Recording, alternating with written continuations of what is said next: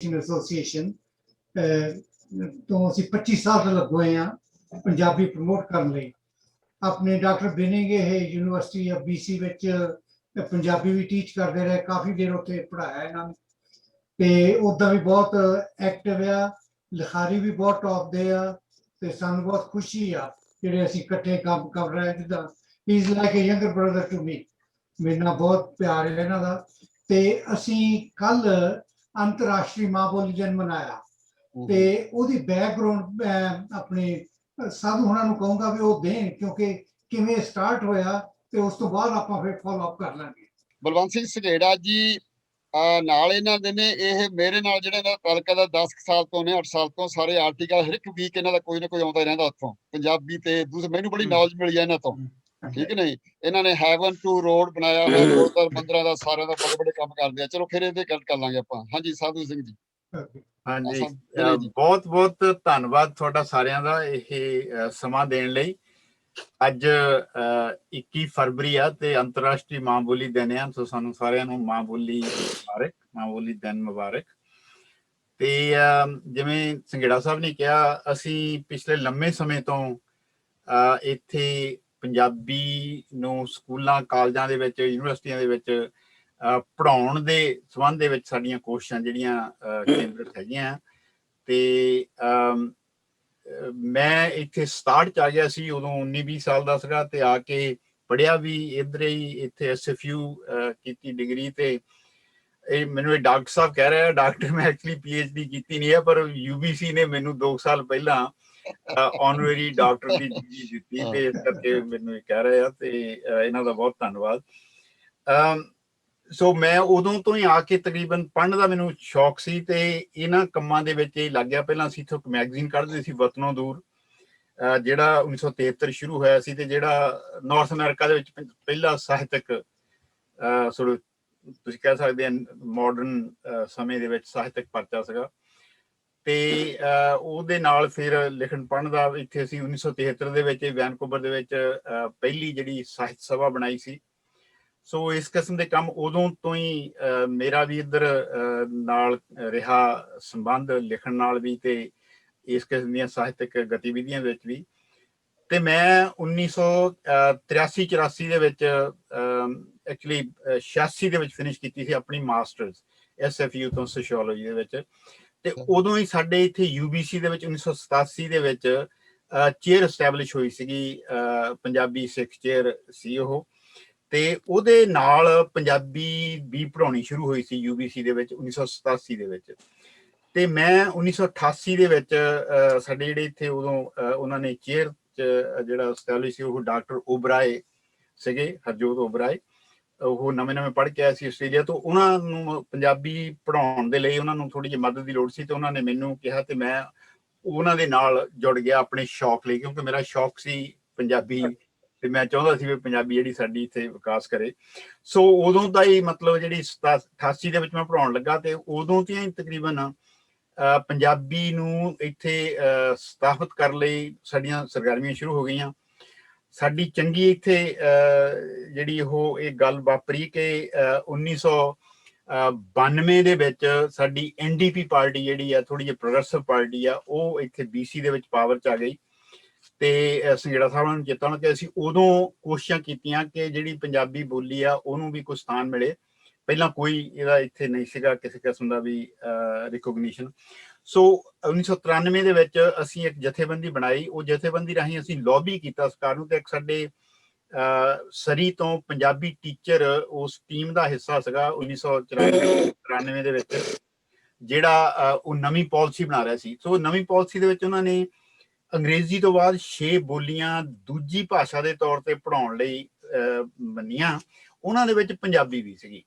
ਸੋ ਜਿਹੜੀ ਅਸੀਂ ਉਹ ਲੌਬੀ ਕੀਤੀ 92-93 ਦੇ ਵਿੱਚ, ਉਹਦਾ ਥੋੜਾ ਜਿਹਾ ਅਸਰ ਪਿਆ। ਪਰ ਅਸਲੀ ਗੱਲ ਜਿਹੜੀ ਵਾਪਰੀ ਉਹ ਇਹ ਕਿ ਸਾਡੀ NDP ਜਿਹੜੀ ਸਰਕਾਰ ਸੀ, ਉਹਦੇ ਸਾਡਾ ਇੱਕ ਆਪਣਾ ਪੰਜਾਬੀ, ਉਦੋਂ ਨੌਜਵਾਨ ਸੀ ਉਹ, ਮੋਸਹੋਤਾ, ਉਹ ਮਿਨਿਸਟਰ ਸੀ, ਤੇ ਉਹਦੇ ਕਰਕੇ ਜਿਹੜੀ ਉਹ ਪੰਜਾਬੀ ਉਹਨਾਂ ਨੇ ਉਹ ਸ਼ਾਮਲ ਕਰ ਲਈ।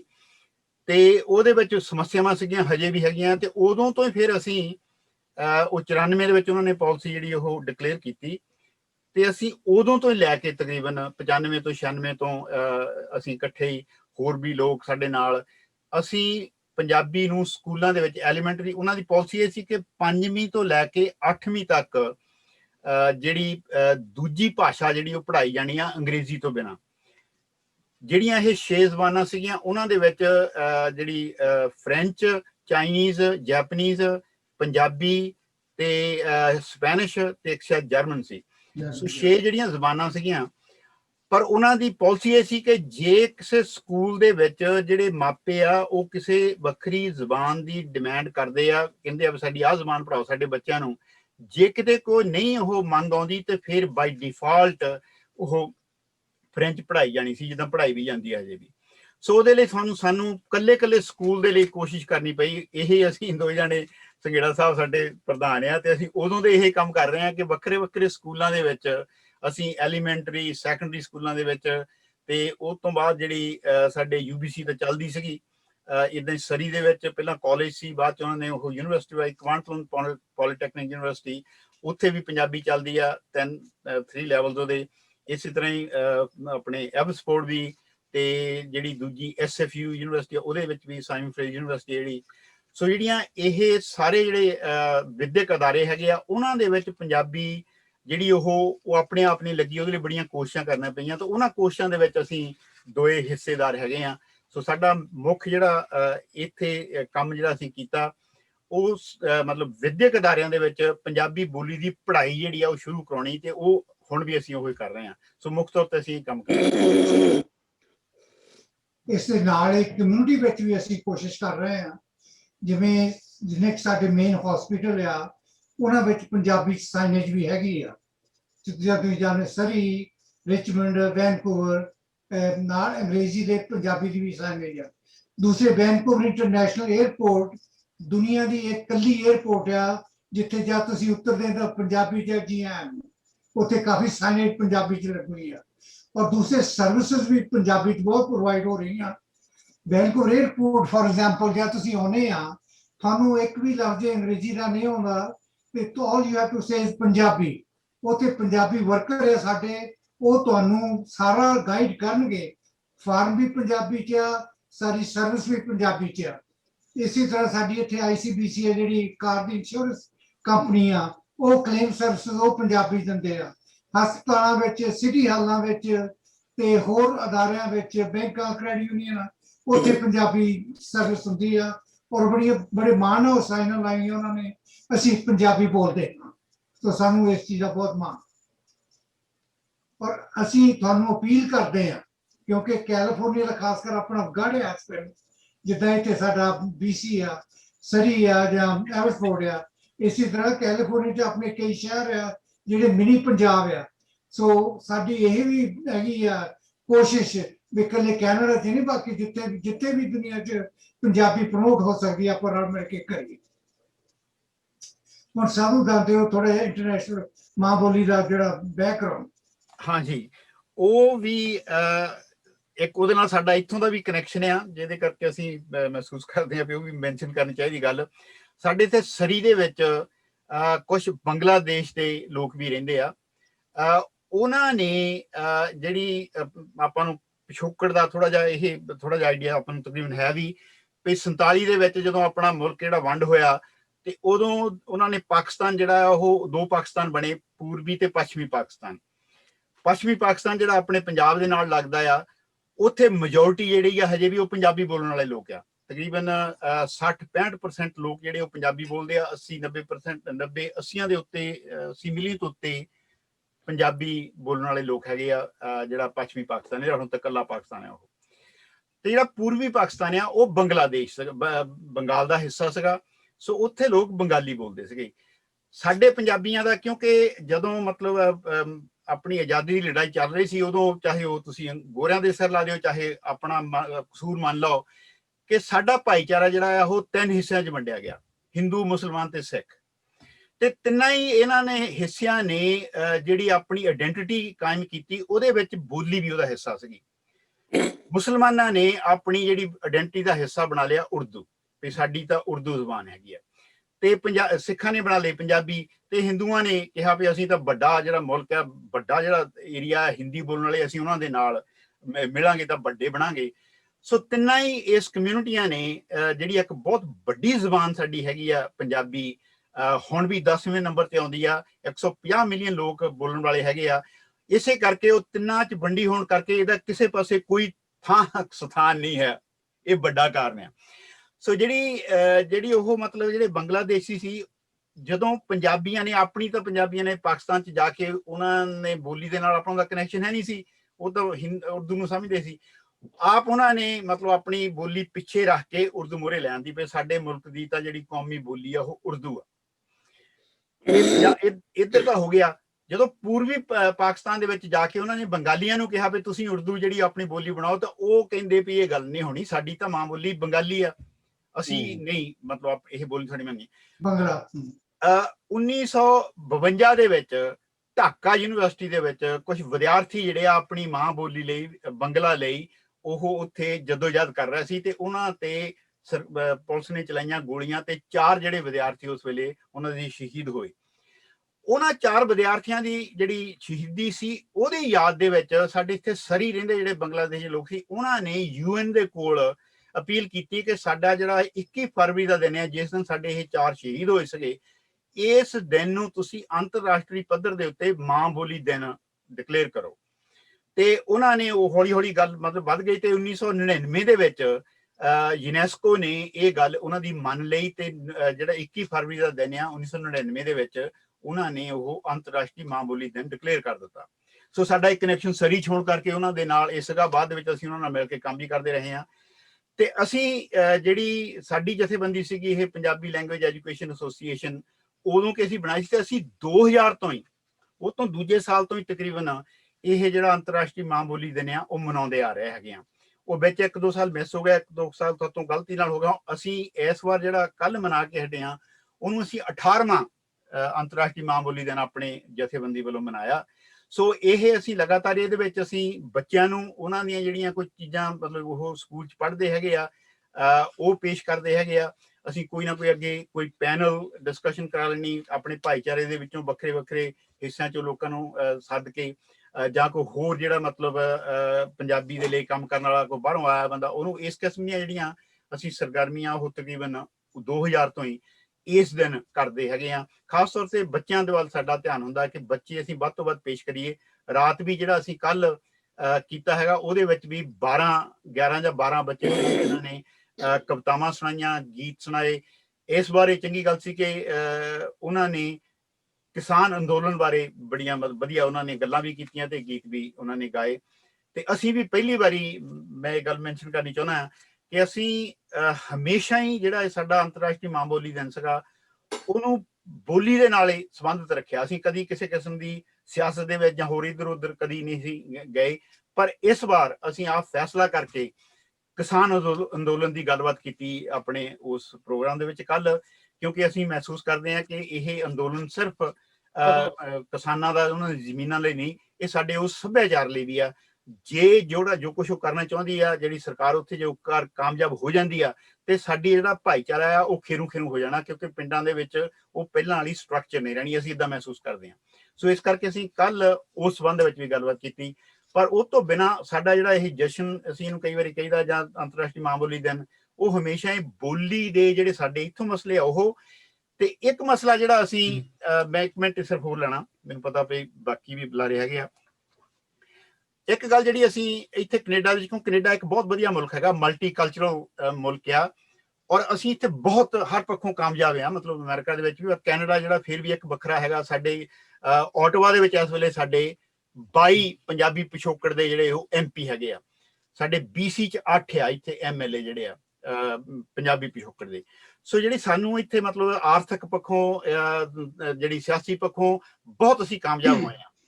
ਤੇ ਉਹ ਜਿਹੜੀ ਕਾਮਯਾਬੀ ਦਾ ਜਿਹੜਾ ਹੈਗਾ ਉਹ ਇਹ ਮਤਲਬ ਉਹਦੇ ਵਿੱਚ ਮਲਟੀਕਲਚਰਲਿਜ਼ਮ ਦਾ ਪੂਰਾ ਰੋਲ ਹੈਗਾ। ਪਰ ਜਿਹੜਾ ਸਾਡੀ ਇਹ ਮਲਟੀਕਲਚਰਲ ਸੁਸਾਇਟੀ ਹੈਗੀ, ਇਹਦੇ ਵਿੱਚ ਇੱਕ ਬਹੁਤ ਵੱਡਾ ਨੁਕਸ ਆ ਪਹਿਲਾਂ ਤੋਂ ਹੀ, ਕਿਉਂਕਿ ਕਲਚਰ ਜਿਹੜਾ ਆ, ਕੋਈ ਵੀ ਕਲਚਰ, ਉਹ ਬੋਲੀ ਤੋਂ ਬਿਨਾਂ ਕਿਤੇ ਨਹੀਂ ਜਾ ਸਕਦਾ। ਬੋਲੀ ਜਿਹੜਾ ਮੁੱਖ ਵਹੀਕਲ ਆ ਜਿਹੜਾ ਕਲਚਰ ਨੂੰ ਅੱਗੇ ਤੋੜਦਾ ਹੈ, ਉਹਦਾ ਵਿਕਾਸ ਕਰਦਾ ਹੈ। ਬੋਲੀ ਤੋਂ ਬਿਨਾਂ ਕਲਚਰ ਦੀ ਤੁਸੀਂ ਮਤਲਬ ਸੋਚ ਵੀ ਨਹੀਂ ਸਕਦੇ ਵੀ ਕਲਚਰ ਐਗਜ਼ਿਸਟ ਕਰ ਸਕਦਾ ਬੋਲੀ ਤੋਂ ਬਿਨਾਂ। ਤੇ ਕੈਨੇਡਾ ਵਾਲਿਆਂ ਨੇ ਇਹ ਬੜੀ ਸ਼ਰਾਰਤੀ ਤਰੀਕੇ ਨਾਲ, ਕਿਉਂਕਿ ਉਸ ਵੇਲੇ 40s 50s ਦੇ ਵਿੱਚ 60s ਦੇ ਵਿੱਚ ਇੱਥੇ ਸੀਗੀਆਂ ਯੂਰਪੀਅਨ ਕਮਿਊਨਿਟੀਆਂ, ਖਾਸ ਤੌਰ ਤੇ ਯੂਕਰੇਨੀਅਨ, ਇਟਾਲੀਅਨ ਤੇ ਜਰਮਨ। ਉਹ ਬਹੁਤ ਕੋਸ਼ਿਸ਼ ਕਰ ਰਹੇ ਸੀ ਕਿ ਉਹਨਾਂ ਦੀਆਂ ਬੋਲੀਆਂ ਨੂੰ ਵੀ ਕੈਨੇਡਾ ਦੇ ਵਿੱਚ ਉਸ ਕਿਸਮ ਦੀ ਮਾਨਤਾ ਮਿਲੇ ਜਿਸ ਕਿਸਮ ਦੀ ਅੰਗਰੇਜ਼ੀ ਤੇ ਫ੍ਰੈਂਚ ਨੂੰ ਆ। ਉਹਨਾਂ ਨੂੰ ਉਹ ਗੱਲ ਦੀ ਨਹੀਂ ਉਹਨਾਂ ਨੂੰ ਮੰਨੀ ਉਹਨਾਂ ਦੀ, ਪਰ ਮਲਟੀਕਲਚਰਜ਼ਮ ਬਣਾ ਦਿੱਤਾ ਉਹਨਾਂ ਨੇ। ਸੋ ਉਹਨਾਂ ਨੂੰ ਚੁੱਪ ਕਰਾ ਦਿੱਤਾ, ਇੱਕ ਤਰ੍ਹਾਂ ਉਹ ਗੱਲ ਖਤਮ ਹੋ ਗਈ। ਮਲਟੀਕਲਚਰ ਤੇ ਮਤਲਬ ਬੋਲੀ ਦਾ ਕੋਈ ਥਾਂ ਨਹੀਂ ਹੈ। ਇਹਨੂੰ ਅੰਗਰੇਜ਼ੀ ਦੇ ਵਿੱਚ ਜਿਵੇਂ ਆਪਾਂ ਰੇਸਿਜ਼ਮ ਕਹਿੰਦੇ ਆ, ਜਿਹੜੇ ਹੈਗੇ ਆ ਆਪਣੇ ਭਾਸ਼ਾ ਵਿਗਿਆਨੀ ਆ, ਉਹਨੂੰ ਲਿੰਗੁਇਸਟਿਜ਼ਮ ਕਹਿੰਦੇ ਆ। ਇਹ ਰੇਸਿਜ਼ਮ ਵਰਗੀ ਇੱਕ ਗੱਲ ਹੈਗੀ ਆ, ਜਿਹੜੀ ਜ਼ਬਾਨਾਂ ਦੂਜੀਆਂ ਜ਼ਬਾਨਾਂ ਨੂੰ ਬਾਹਰ ਰੱਖਣਾ। ਕੈਨੇਡਾ ਦੇ ਵਿੱਚ ਸਿਰਫ 2 ਜ਼ਬਾਨਾਂ ਆ ਜਿਹੜੀਆਂ ਅਫੀਸ਼ੀਅਲ ਮੰਨੀਆਂ ਜਾਂਦੀਆਂ। ਜੇ ਮੈਂ ਅੰਗਰੇਜ਼ੀ ਤੇ ਫਰਾਂਸੀਸੀ ਦੋਏ ਬੋਲਦਾ ਆ ਫਿਰ ਮੈਂ ਬਾਈਲਿੰਗੁਅਲ ਆ, ਨਹੀਂ ਤਾਂ ਮੈਂ ਯੂਨੀਲਿੰਗੁਅਲ ਆ, ਮੈਂ ਭਾਵੇਂ 10 ਹੋਰ ਜ਼ਬਾਨਾਂ ਬੋਲਦਾ ਹਾਂ। ਸੋ ਜਿਹੜੀ ਅਫੀਸ਼ੀਅਲ ਪੋਜੀਸ਼ਨ ਹੈਗੀ ਆ ਸਿਰਫ 2 ਜ਼ਬਾਨਾਂ ਸਾਡੇ ਇੱਥੇ। ਤੇ ਅਸੀਂ ਤਕਰੀਬਨ 2000 ਤੋਂ ਹੀ ਇਸ ਜਿਹੜੀ ਅਸੀਂ ਅੰਤਰਰਾਸ਼ਟਰੀ ਮਾਂ ਬੋਲੀ ਦਿਨ ਮਨਾਉਂਦੇ ਆ, ਉਸ ਦਿਨ ਤੋਂ ਹੀ ਅਸੀਂ ਇਹ ਡਿਮਾਂਡ ਰੱਖਦੇ ਆਏ ਆ। ਭਾਵੇਂ ਕਿਸੇ ਨੇ ਅਜੇ ਤੱਕ ਸਾਡੀ ਇਹ ਸੁਣੀ ਨਹੀਂ ਹੈ ਗੱਲ, ਕਿਉਂਕਿ ਇਹ ਵੱਡਾ ਮਸਲਾ ਆ ਕਿ ਪੰਜਾਬੀ ਕੈਨੇਡਾ ਦੇ ਵਿੱਚ ਜਿਹੜੀ ਇਹ ਉਹਨਾਂ ਦੀ ਇਹ ਭਾਸ਼ਾ ਨੀਤੀ ਹੈਗੀ ਆ ਕੌਮੀ ਪੱਧਰ ਦੇ ਉੱਤੇ, ਨੈਸ਼ਨਲ ਪੱਧਰ ਦੇ ਉੱਤੇ, ਇਹਨੂੰ ਦੁਬਾਰਾ ਰੀਵਿਜ਼ਿਟ ਕਰਨਾ ਚਾਹੀਦਾ ਆ। ਔਰ ਹੁਣ ਕਿਉਂਕਿ ਅਸੀਂ ਪਿਛਲੇ ਕੁਝ ਸਾਲ ਸਾਡੀ ਜਿਹੜੀ ਪੰਜਾਬੀ ਬੋਲੀ ਕੈਨੇਡਾ 'ਚ 3ਜੇ ਨੰਬਰ ਤੇ ਰਹੀ ਆ, ਅੰਗਰੇਜ਼ੀ, ਫ੍ਰੈਂਚ ਤੇ ਪੰਜਾਬੀ। ਹੁਣ ਚਾਈਨੀਜ਼ ਹੈਗੀ ਆ, ਕਿਉਂਕਿ ਚਾਈਨੀਜ਼ ਬੜੀ ਆ, ਪਰ ਪਿੱਛੇ ਉਹ ਡਿਵਾਈਡ ਹੋ ਗਈ ਸੀ ਤੇ ਸਾਡਾ ਵੀ ਮੌਕਾ ਮਿਲ ਗਿਆ ਕੁਝ। ਪਰ ਇਹ ਹਮੇਸ਼ਾ ਨਹੀਂ ਰਹਿਣੀ, ਇਹ ਸਿਚੁਏਸ਼ਨ ਬਦਲ ਰਹੀ ਆ, ਹੋਰ ਲੋਕ ਆ ਰਹੇ ਆ। ਸੋ ਅਸੀਂ ਇਹ ਮਤਲਬ ਮੰਗ ਕਰਦੇ ਰਹੇ ਹਾਂ ਕਿ ਮਤਲਬ ਉਹ ਕੋਈ ਨਵਾਂ ਫਾਰਮੂਲਾ ਬਣਾਉਣ ਜਿਹਦੇ ਵਿੱਚ ਦੂਜੀਆਂ ਬੋਲੀਆਂ ਨੂੰ ਵੀ ਥਾਂ ਮਿਲੇ। ਮੈਂ ਐਜ਼ ਏ ਲੇਖਕ ਪਿਛਲੇ 40-50 ਸਾਲ ਤੋਂ ਕੈਨੇਡਾ 'ਚ ਬੈਠ ਕੇ ਲਿਖ ਰਿਹਾ, ਪਰ ਮੈਂ ਕੈਨੇਡੀਅਨ ਲੇਖਕ ਨਹੀਂ ਹੈ, ਕਿਉਂਕਿ ਮੇਰੀ ਬੋਲੀ ਜਿਹੜੀ ਆ ਉਹ ਵਿਦੇਸ਼ੀ ਆ। ਜੇ ਮੈਂ ਕੋਈ ਅੰਗਰੇਜ਼ੀ 'ਚ ਚੀਜ਼ ਲਿਖਦਾ ਛਪਾਉਣਾ ਆ ਫਿਰ ਮੈਂ ਕੈਨੇਡੀਅਨ ਰਾਈਟਰ ਬਣਦਾ ਆ, ਅਦਰਵਾਈਜ਼ ਮੈਂ ਕੈਨੇਡੀਅਨ ਰਾਈਟਰ ਨਹੀਂ ਹੈ। ਸੋ ਇਹ ਇਸ ਕਿਸਮ ਦੇ ਮਸਲੇ ਅਸੀਂ 28 ਦੇ ਇਹਨਾਂ ਜਿਹੜੀਆਂ ਅਸੀਂ ਮੀਟਿੰਗਾਂ ਕਰੀ ਦੀਆਂ ਜਾਂ ਜਿਹੜੇ ਅੰਤਰਰਾਸ਼ਟਰੀ ਮਾਂ ਬੋਲੀ ਦੇ ਮਸਲੇ ਵਿਚਾਰੀ ਦੇ ਆ, ਇਹ ਵੀ ਇੱਕ ਮੁੱਖ ਮਸਲਾ ਜਿਹੜਾ ਹਰ ਸਾਲ ਅਸੀਂ ਚਾਹੁੰਦੇ ਇਸ ਕਿਸਮ ਦੀ ਗੱਲ, ਪੜ੍ਹਾਈ ਨਾਲ ਸੰਬੰਧਿਤ, ਕਿਤਾਬਾਂ ਨਾਲ ਸੰਬੰਧਿਤ, ਕਿਉਂਕਿ ਆਪਣੇ ਕੋਲ ਮਤਲਬ ਡਿਜੀਟਲ ਐਰਾ ਦੇ ਵਿੱਚ ਹੁਣ ਕੁਝ ਚੀਜ਼ਾਂ ਆ ਰਹੀਆਂ, ਨਹੀਂ ਤਾਂ ਆਪਣੇ ਇਹਦੇ ਬਰਾਬਰ ਦੀਆਂ ਪੰਜਾਬੀ ਪੜ੍ਹਾਉਣ ਦੀਆਂ ਚੀਜ਼ਾਂ ਵੀ ਨਹੀਂ ਹੈ। ਸੋ ਇਹ ਬਹੁਤ ਕੁਝ ਇਸ ਕਿਸਮ ਦੇ ਕੰਮ ਕਰਨ ਵਾਲੇ ਆ। ਇੱਕ ਗੱਲ ਮੈਂ ਅਖੀਰ ਦੇ ਵਿੱਚ ਇਹ ਕਹਿਣੀ ਆ ਕਿ ਤੁਸੀਂ ਵੀ ਕੈਲੀਫੋਰਨੀਆ ਦੇ ਵਿੱਚ ਕਾਫੀ ਯੂਨੀਵਰਸਿਟੀਆਂ ਦੇ ਵਿੱਚ ਜਾਂ ਸਕੂਲਾਂ ਦੇ ਵਿੱਚ ਪੰਜਾਬੀ ਜਿਹੜੀ ਆ ਉਹਦਾ ਅੱਗੇ ਪੜ੍ਹਾਈ ਵੀ ਜਾਂਦੀ ਰਹੀ ਆ, ਗਾਹਾਂ ਵੀ ਚਾਂਸ ਹੈਗੇ ਆ। ਹਜੇ ਤੱਕ ਨਾਰਥ ਅਮਰੀਕਾ ਦੇ ਵਿੱਚ ਕਿਸੇ ਵੀ ਯੂਨੀਵਰਸਿਟੀ ਦੇ ਵਿੱਚ ਪੰਜਾਬੀ ਦੀ ਡਿਗਰੀ ਨਹੀਂ ਆਫਰ ਕੀਤੀ ਜਾਂਦੀ, BA। ਗਾਹਾਂ ਦੀਆਂ ਤਾਂ ਗੱਲਾਂ ਹੀ ਛੱਡੋ। ਸਾਡੇ ਇੱਥੇ UBC ਦੇ ਵਿੱਚ ਡਿਪਾਰਟਮੈਂਟ ਏਸ਼ੀਅਨ ਸਟੱਡੀ ਦੇ ਵਿੱਚ ਪੰਜਾਬੀ ਪੜ੍ਹਾਈ ਜਾਂਦੀ ਆ 87 ਤੋਂ। 22 ਜਾਂ 23 ਕਈ ਵਾਰੀ 25 ਵੀ ਫੈਕਲਟੀ ਮੈਂਬਰ ਹੁੰਦੇ ਆ ਚਾਈਨੀਜ਼ ਦੇ, ਸਾਡਾ ਹੁੰਦਾ 1.5 ਵੱਧ ਤੋਂ ਵੱਧ। ਔਰ ਅਸੀਂ ਐਜ਼ ਏ ਕਮਿਊਨਿਟੀ ਚਾਈਨੀਜ਼ ਜਿੰਨੇ ਹੀ ਜਾਂ ਜੇ ਉਹਨਾਂ ਤੋਂ ਵੱਧ ਨਹੀਂ ਇੱਥੇ ਪਾਵਰਫੁਲ ਆ, ਆਰਥਿਕ ਪੱਖੋਂ ਵੀ, ਸਿਆਸੀ ਪੱਖੋਂ ਵੀ, ਸੱਭਿਆਚਾਰਕ ਪੱਖੋਂ ਵੀ। ਪਰ ਕਿਉਂਕਿ ਸਾਡਾ ਬੋਲੀ ਨਾਲ ਸੰਬੰਧ ਨਹੀਂ, ਸਾਡਾ ਸਾਹਿਤ ਨਾਲ ਸੰਬੰਧ ਨਹੀਂ, ਕੁਝ ਵੀ ਅਸੀਂ ਉਸ ਕਿਸਮ ਦਾ ਅਚੀਵ ਨਹੀਂ ਕੀਤਾ ਹੈ ਜਿਸ ਕਿਸਮ ਦਾ ਜਿਹੜੀਆਂ ਦੂਜੀਆਂ ਕਮਿਊਨਿਟੀਆਂ ਬੜੀਆਂ ਸਕਾਲੀ ਕਰ ਰਹੀਆਂ। ਸੋ ਮੈਂ ਆਪਣੀ ਗੱਲ ਇੱਥੇ ਖਤਮ ਕਰਦਾ, ਬਹੁਤ ਲੰਬੀ ਲੈ ਗਿਆ, ਮੈਨੂੰ ਮਾਫੀ ਦੇਣੀ। That's fine. ਪਸ਼ੌਰਾ ਸਿੰਘ ਜੀ, ਤੁਸੀਂ ਕਰੋਗੇ ਸਟਾਰਟ?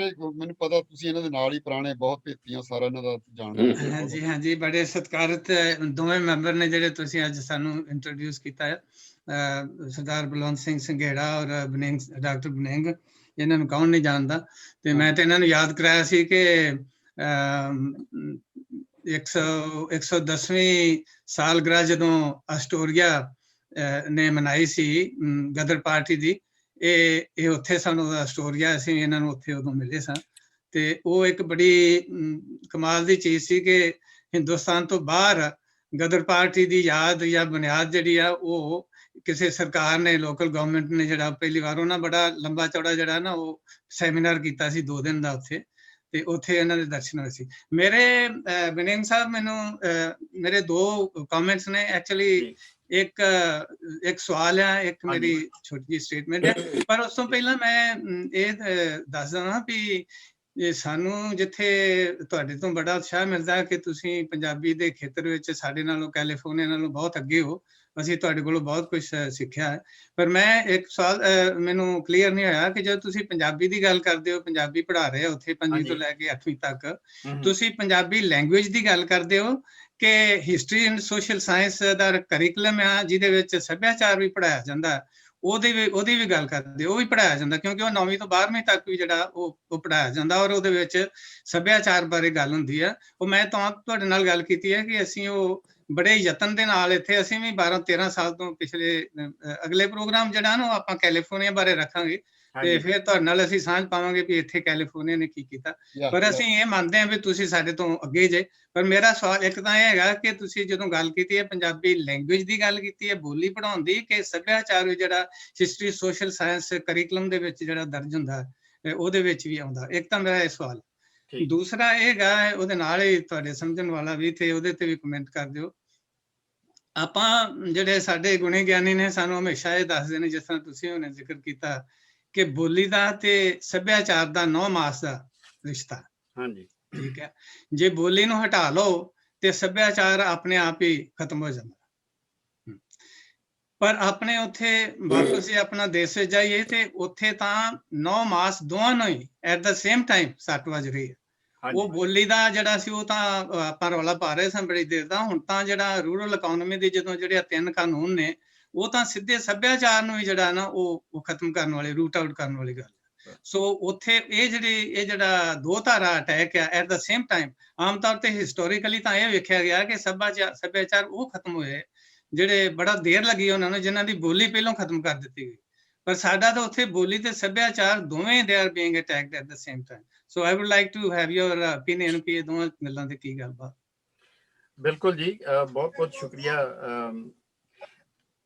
ਜਿਹੜੀ ਤਾਂ ਇੱਥੇ ਪੜਾਉਣ ਦੀ ਗੱਲ ਹੈਗੀ ਆ, ਉਹਦੇ ਵਿੱਚ ਸਾਡੀ ਜਿਹੜੀ ਧਿਆਨ ਆ ਉਹ ਹੈਗਾ ਲੈਂਗੁਏਜ ਤੇ, ਪੰਜਾਬੀ ਬੋਲੀ ਪੜਾਈ ਜਾਣੀ ਆ। ਪਰ ਜਦੋਂ ਫਤਕਲਾ ਕੋਈ ਅਧਿਆਪਕ ਜਿਹੜਾ ਉਹ ਪੰਜਾਬੀ ਬੋਲੀ ਪੜਾਉਂਦਾ ਆ, ਤੇ ਉਹਦੇ ਵਿੱਚ ਜੋ ਕੁਛ ਪੜਾਉਂਦਾ ਆ ਉਸ ਬੋਲੀ ਦੇ ਵਿੱਚ, ਉਹ ਐਕਚੁਅਲੀ ਉਹ ਟੀਚਰ ਤੇ ਡਿਪੈਂਡ ਕਰਦਾ। ਮੈਂ ਜਿੰਨਾ ਚਿਰ 20 ਸਾਲ ਮੈਂ ਪੜਾਇਆ UBC ਪੰਜਾਬੀ, ਤੇ ਮੈਂ ਮਤਲਬ ਉਹ ਸਭ ਕੁਛ ਜਿਹੜਾ ਆ ਉਹ ਆਪਣੇ ਸੱਭਿਆਚਾਰ ਬਾਰੇ, ਆਪਣੇ ਇਤਿਹਾਸ ਬਾਰੇ ਉਹਦੇ ਵਿੱਚ ਪੜਾਇਆ ਹੈਗਾ ਆ। ਜਿਹੜੀਆਂ 3 ਕਲਾਸਾਂ ਚਲੋ ਇੰਟਰੋਡਕਟਰੀ ਤੇ ਪਹਿਲੀਆਂ 2 ਦੇ ਵਿੱਚ ਤਾਂ ਤੁਸੀਂ ਮਤਲਬ ਬੜੀ ਬੇਸਿਕ ਜਿਹੀਆਂ ਚੀਜ਼ਾਂ ਪੜ੍ਹਨੀਆਂ ਸਿਖਾਉਂਦੇ ਆ ਇੱਕ ਵਿਦਿਆਰਥੀ ਨੂੰ।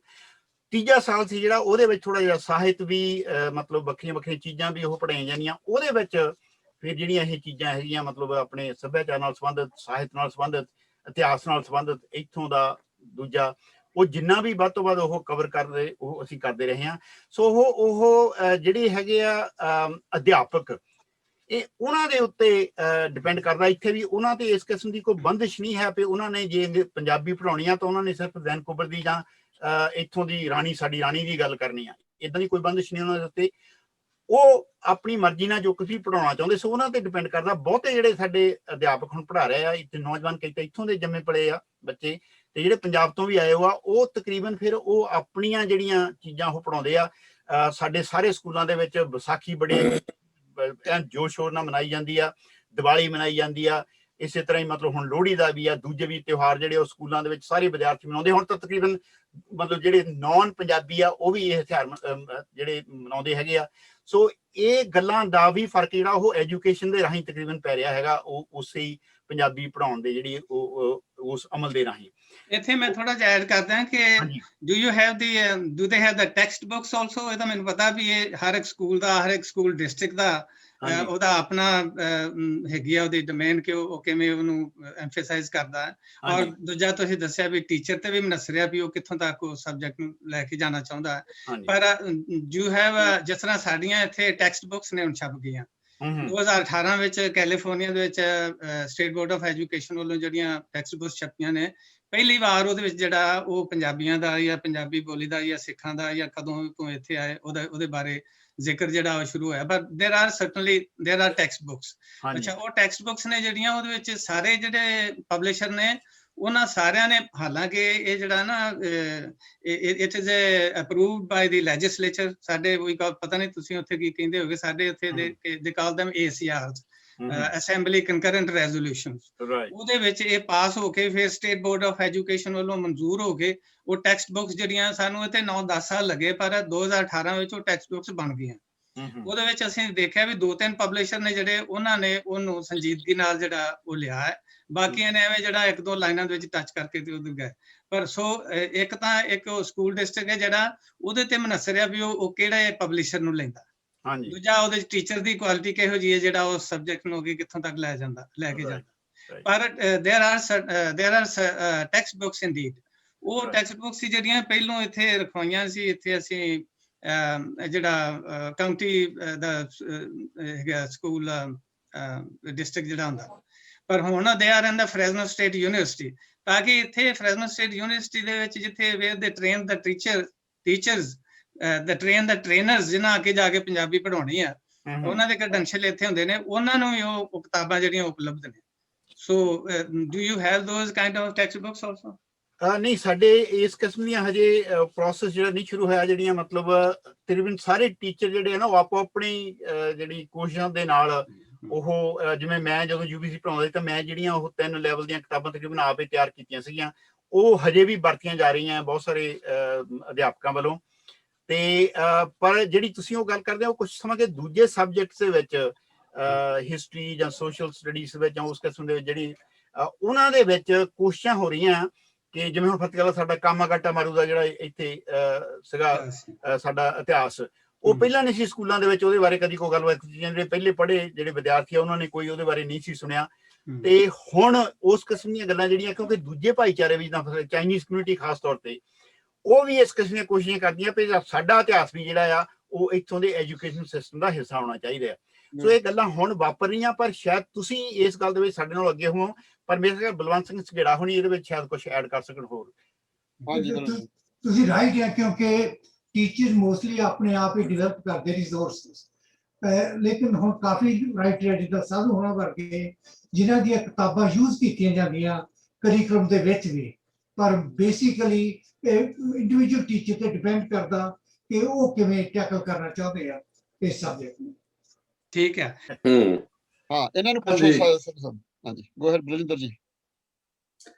ਹਾਂਜੀ, ਮੈਂ ਪਹਿਲੀ ਤਾਂ ਗੱਲ ਦੋਨੋਂ ਆਪਣੇ ਜਿਹੜੇ ਗੈਸਟ ਅੱਜ ਆਏ ਨੇ, ਬਲਵੰਤ ਸਿੰਘ ਸੰਘੇੜਾ ਤੇ ਸਾਧੂ ਸਿੰਘ ਬਿੰਨਿੰਗ ਜਿਹੜੇ ਆ, ਮੈਂ ਇਹਨਾਂ ਦਾ ਬਹੁਤ ਧੰਨਵਾਦ ਕਰਦਾ ਕਿ ਅੱਜ ਤੁਸੀਂ ਆਪਣਾ ਟਾਈਮ ਇੱਥੇ ਸਾਡੇ ਨਾਲ ਲਾ ਰਹੇ ਹੋ।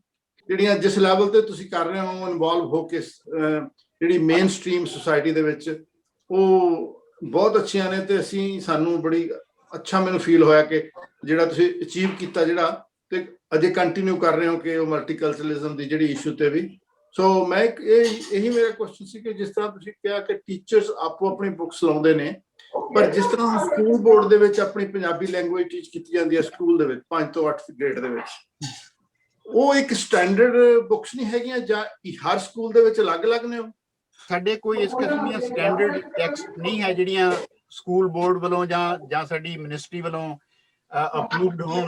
ਸੋ ਟੀਚਰ ਆਪੋ ਆਪਣੇ ਹਿਸਾਬ ਦੇ ਨਾਲ ਮਤਲਬ ਉਹ ਵਰਤਦੇ ਹੈਗੇ ਆ, ਤੇ ਪਰ ਉਹ ਤਕਰੀਬਨ ਟੀਚਰ ਜਿਹੜੇ ਆ ਉਹਨਾਂ ਦੀਆਂ ਆਪਸ ਵਿੱਚ ਕਾਫੀ ਕਮਿਊਨੀਕੇਸ਼ਨ ਹੈਗਾ ਆ। ਇੱਕ ਤਾਂ ਆਫੀਸ਼ੀਅਲੀ ਵੀ ਉਹ ਮਿਲਦੇ ਆ ਜਿਹਨੂੰ ਪ੍ਰੋ ਡੀ ਡੇ ਕਹਿੰਦੇ ਆ, ਉਹਦੇ ਵਿੱਚ ਉਹਨਾਂ ਨੇ ਪ੍ਰੋਵਿੰਸ ਵਾਈਡ ਇੱਕ ਪੰਜਾਬੀ ਦਾ ਵੀ ਰੱਖਿਆ ਹੁੰਦਾ ਪ੍ਰੋਗਰਾਮ, ਤੇ ਜਿਹੜੇ ਪੰਜਾਬੀ ਟੀਚਰ ਆ ਉਹ ਵੀ ਇੱਕ ਦੂਜੇ ਦੇ ਨਾਲ ਮਿਲਣ ਤੇ ਕਮਿਊਨੀਕੇਟ ਕਰਨ ਤੇ ਉਹ ਕੀ ਕਰ ਰਿਹਾ। ਸੋ ਉਹਨਾਂ ਦਾ ਇੱਕ ਦੂਜੇ ਨਾਲ ਕਮਿਊਨੀਕੇਸ਼ਨ ਹੁੰਦਾ ਆ, ਔਰ ਉਹ ਮਤਲਬ ਇਸ ਗੱਲ ਦਾ ਖਿਆਲ ਰੱਖਦੇ ਆ ਕਿ ਉਹ ਜੋ ਕੁਝ ਕਰ ਰਹੇ ਆ ਉਹ ਉਸ ਕਿਸਮ ਦਾ ਆ ਜਿਸ ਕਿਸਮ ਦਾ ਹੋਣਾ ਚਾਹੀਦਾ ਸਕੂਲਾਂ ਦੇ ਵਿੱਚ। ਕੋਸ਼ਿਸ਼ ਕਰਦੇ ਰਹੇ ਆ, ਕਹਿੰਦੇ ਰਹੇ ਮਿਨਿਸਟਰੀ ਨੂੰ ਵੀ ਉਹ ਇਸ ਕਿਸਮ ਦੀ ਕੋਈ ਚੀਜ਼ ਸੈਟਅਪ ਕਰਨ ਜਿਹਦੇ ਚ ਜਿਵੇਂ ਸ਼ਰਾ ਸਿੰਘ ਉਹਨਾਂ ਨੇ ਕਿਹਾ ਸੀਗਾ ਕਿ ਜਿਹੜੇ ਟੀਚਰ ਵੀ ਪੰਜਾਬੀ ਪੜ੍ਹਾਉਣ ਵਾਲੇ ਆ ਉਹਨਾਂ ਦੀ ਟ੍ਰੇਨਿੰਗ ਵੀ ਉਸ ਤਰ੍ਹਾਂ ਹੋਵੇ। ਸਾਡੇ ਹਜੇ ਮਤਲਬ ਨਾ ਸਰੀ ਦੇ ਵਿੱਚ ਤਾਂ ਥੋੜਾ ਜਿਹਾ ਵੱਖਰਾ, ਕਿਉਂਕਿ ਉੱਥੇ ਜ਼ਿਆਦਾ ਸਕੂਲ ਸਾਡੇ ਮੇਰਾ ਖਿਆਲ 8 ਸੈਕੰਡਰੀ ਸਕੂਲ ਤੇ 6 ਐਲੀਮੈਂਟਰੀ ਸਕੂਲ ਜਿਹੜੇ ਉਹ ਪੰਜਾਬੀ ਪੜ੍ਹਾ ਰਹੇ ਆ ਉੱਥੇ, ਮਤਲਬ ਸਰੀ ਇੱਕੋ ਹੀ। ਹੁਣ ਉਹਦੇ ਨਾਲ ਗੱਲ ਥੋੜੀ ਜ਼ਿਆਦਾ ਸੀਰੀਅਸ ਆ। ਸੋ ਕਿਉਂਕਿ ਸਾਡੇ ਕੋਲ ਪੂਲ ਵੀ ਜ਼ਿਆਦਾ ਹੈਗਾ, ਜਿਹੜੇ ਪੰਜਾਬੀ ਇੰਡੀਆ ਤੋਂ ਆਏ ਹੈਗੇ ਲੋਕ, ਪੰਜਾਬੀ ਪਿਛੋਕੜ ਵਾਲੇ, ਸੋ ਪੂਲ ਵੀ ਬੈਠ ਰਿਹਾ, ਲੋਕੀ ਐਜੂਕੇਟਡ ਵੀ ਬੈਠ ਰਹੇ। ਹੁਣ ਸਾਡੇ ਸਰੀ ਦੇ ਵਿੱਚ ਜਿਵੇਂ ਤੁਹਾਡੇ ਵੀ ਆਮ ਸ਼ੋਰ ਬਾਕੀ ਥਾਂ ਦੇ ਉੱਤੇ ਬੇਸ਼ੁਮਾਰ ਲੋਕ ਜਿਹੜੇ ਹੈਗੇ ਆ ਜਿਹੜੇ MPhil MA PhD ਡਿਗਰੀਆਂ ਵਾਲੇ ਹੈਗੇ ਆ ਪੰਜਾਬੀ ਦੇ ਵਿੱਚ, ਉਹ ਸਰੀ ਚ ਰਹਿ ਰਿਹਾ। ਸੋ ਸਾਡੇ ਕੋਲ ਪੂਲ ਹੈਗਾ ਹੁਣ ਅਧਿਆਪਕਾਂ ਦਾ, ਤੇ ਜੇ ਉਹ ਕਿਸੇ ਅਧਿਆਪਕ ਨੂੰ ਵੀ ਮਦਦ ਚਾਹੀਦੀ ਹੈ ਤਾਂ ਉਹ ਉਹਨਾਂ ਤੋਂ ਲੈ ਸਕਦਾ। ਪਰ ਇਸ ਕਿਸਮ ਦੇ ਨਾਨ ਅਫੀਸ਼ੀਅਲ ਕਮਿਊਨੀਕੇਸ਼ਨ ਜਿਹੜੇ ਤੁਸੀਂ ਕਹਿ ਸਕਦੇ ਆ, ਉਹਦੇ ਰਾਹੀਂ ਟੀਚਰ ਜਿਹੜੇ ਆ ਉਹ ਆਪਣਾ ਕੰਮ ਅੱਗੇ ਚਲਾ ਰਹੇ ਆ।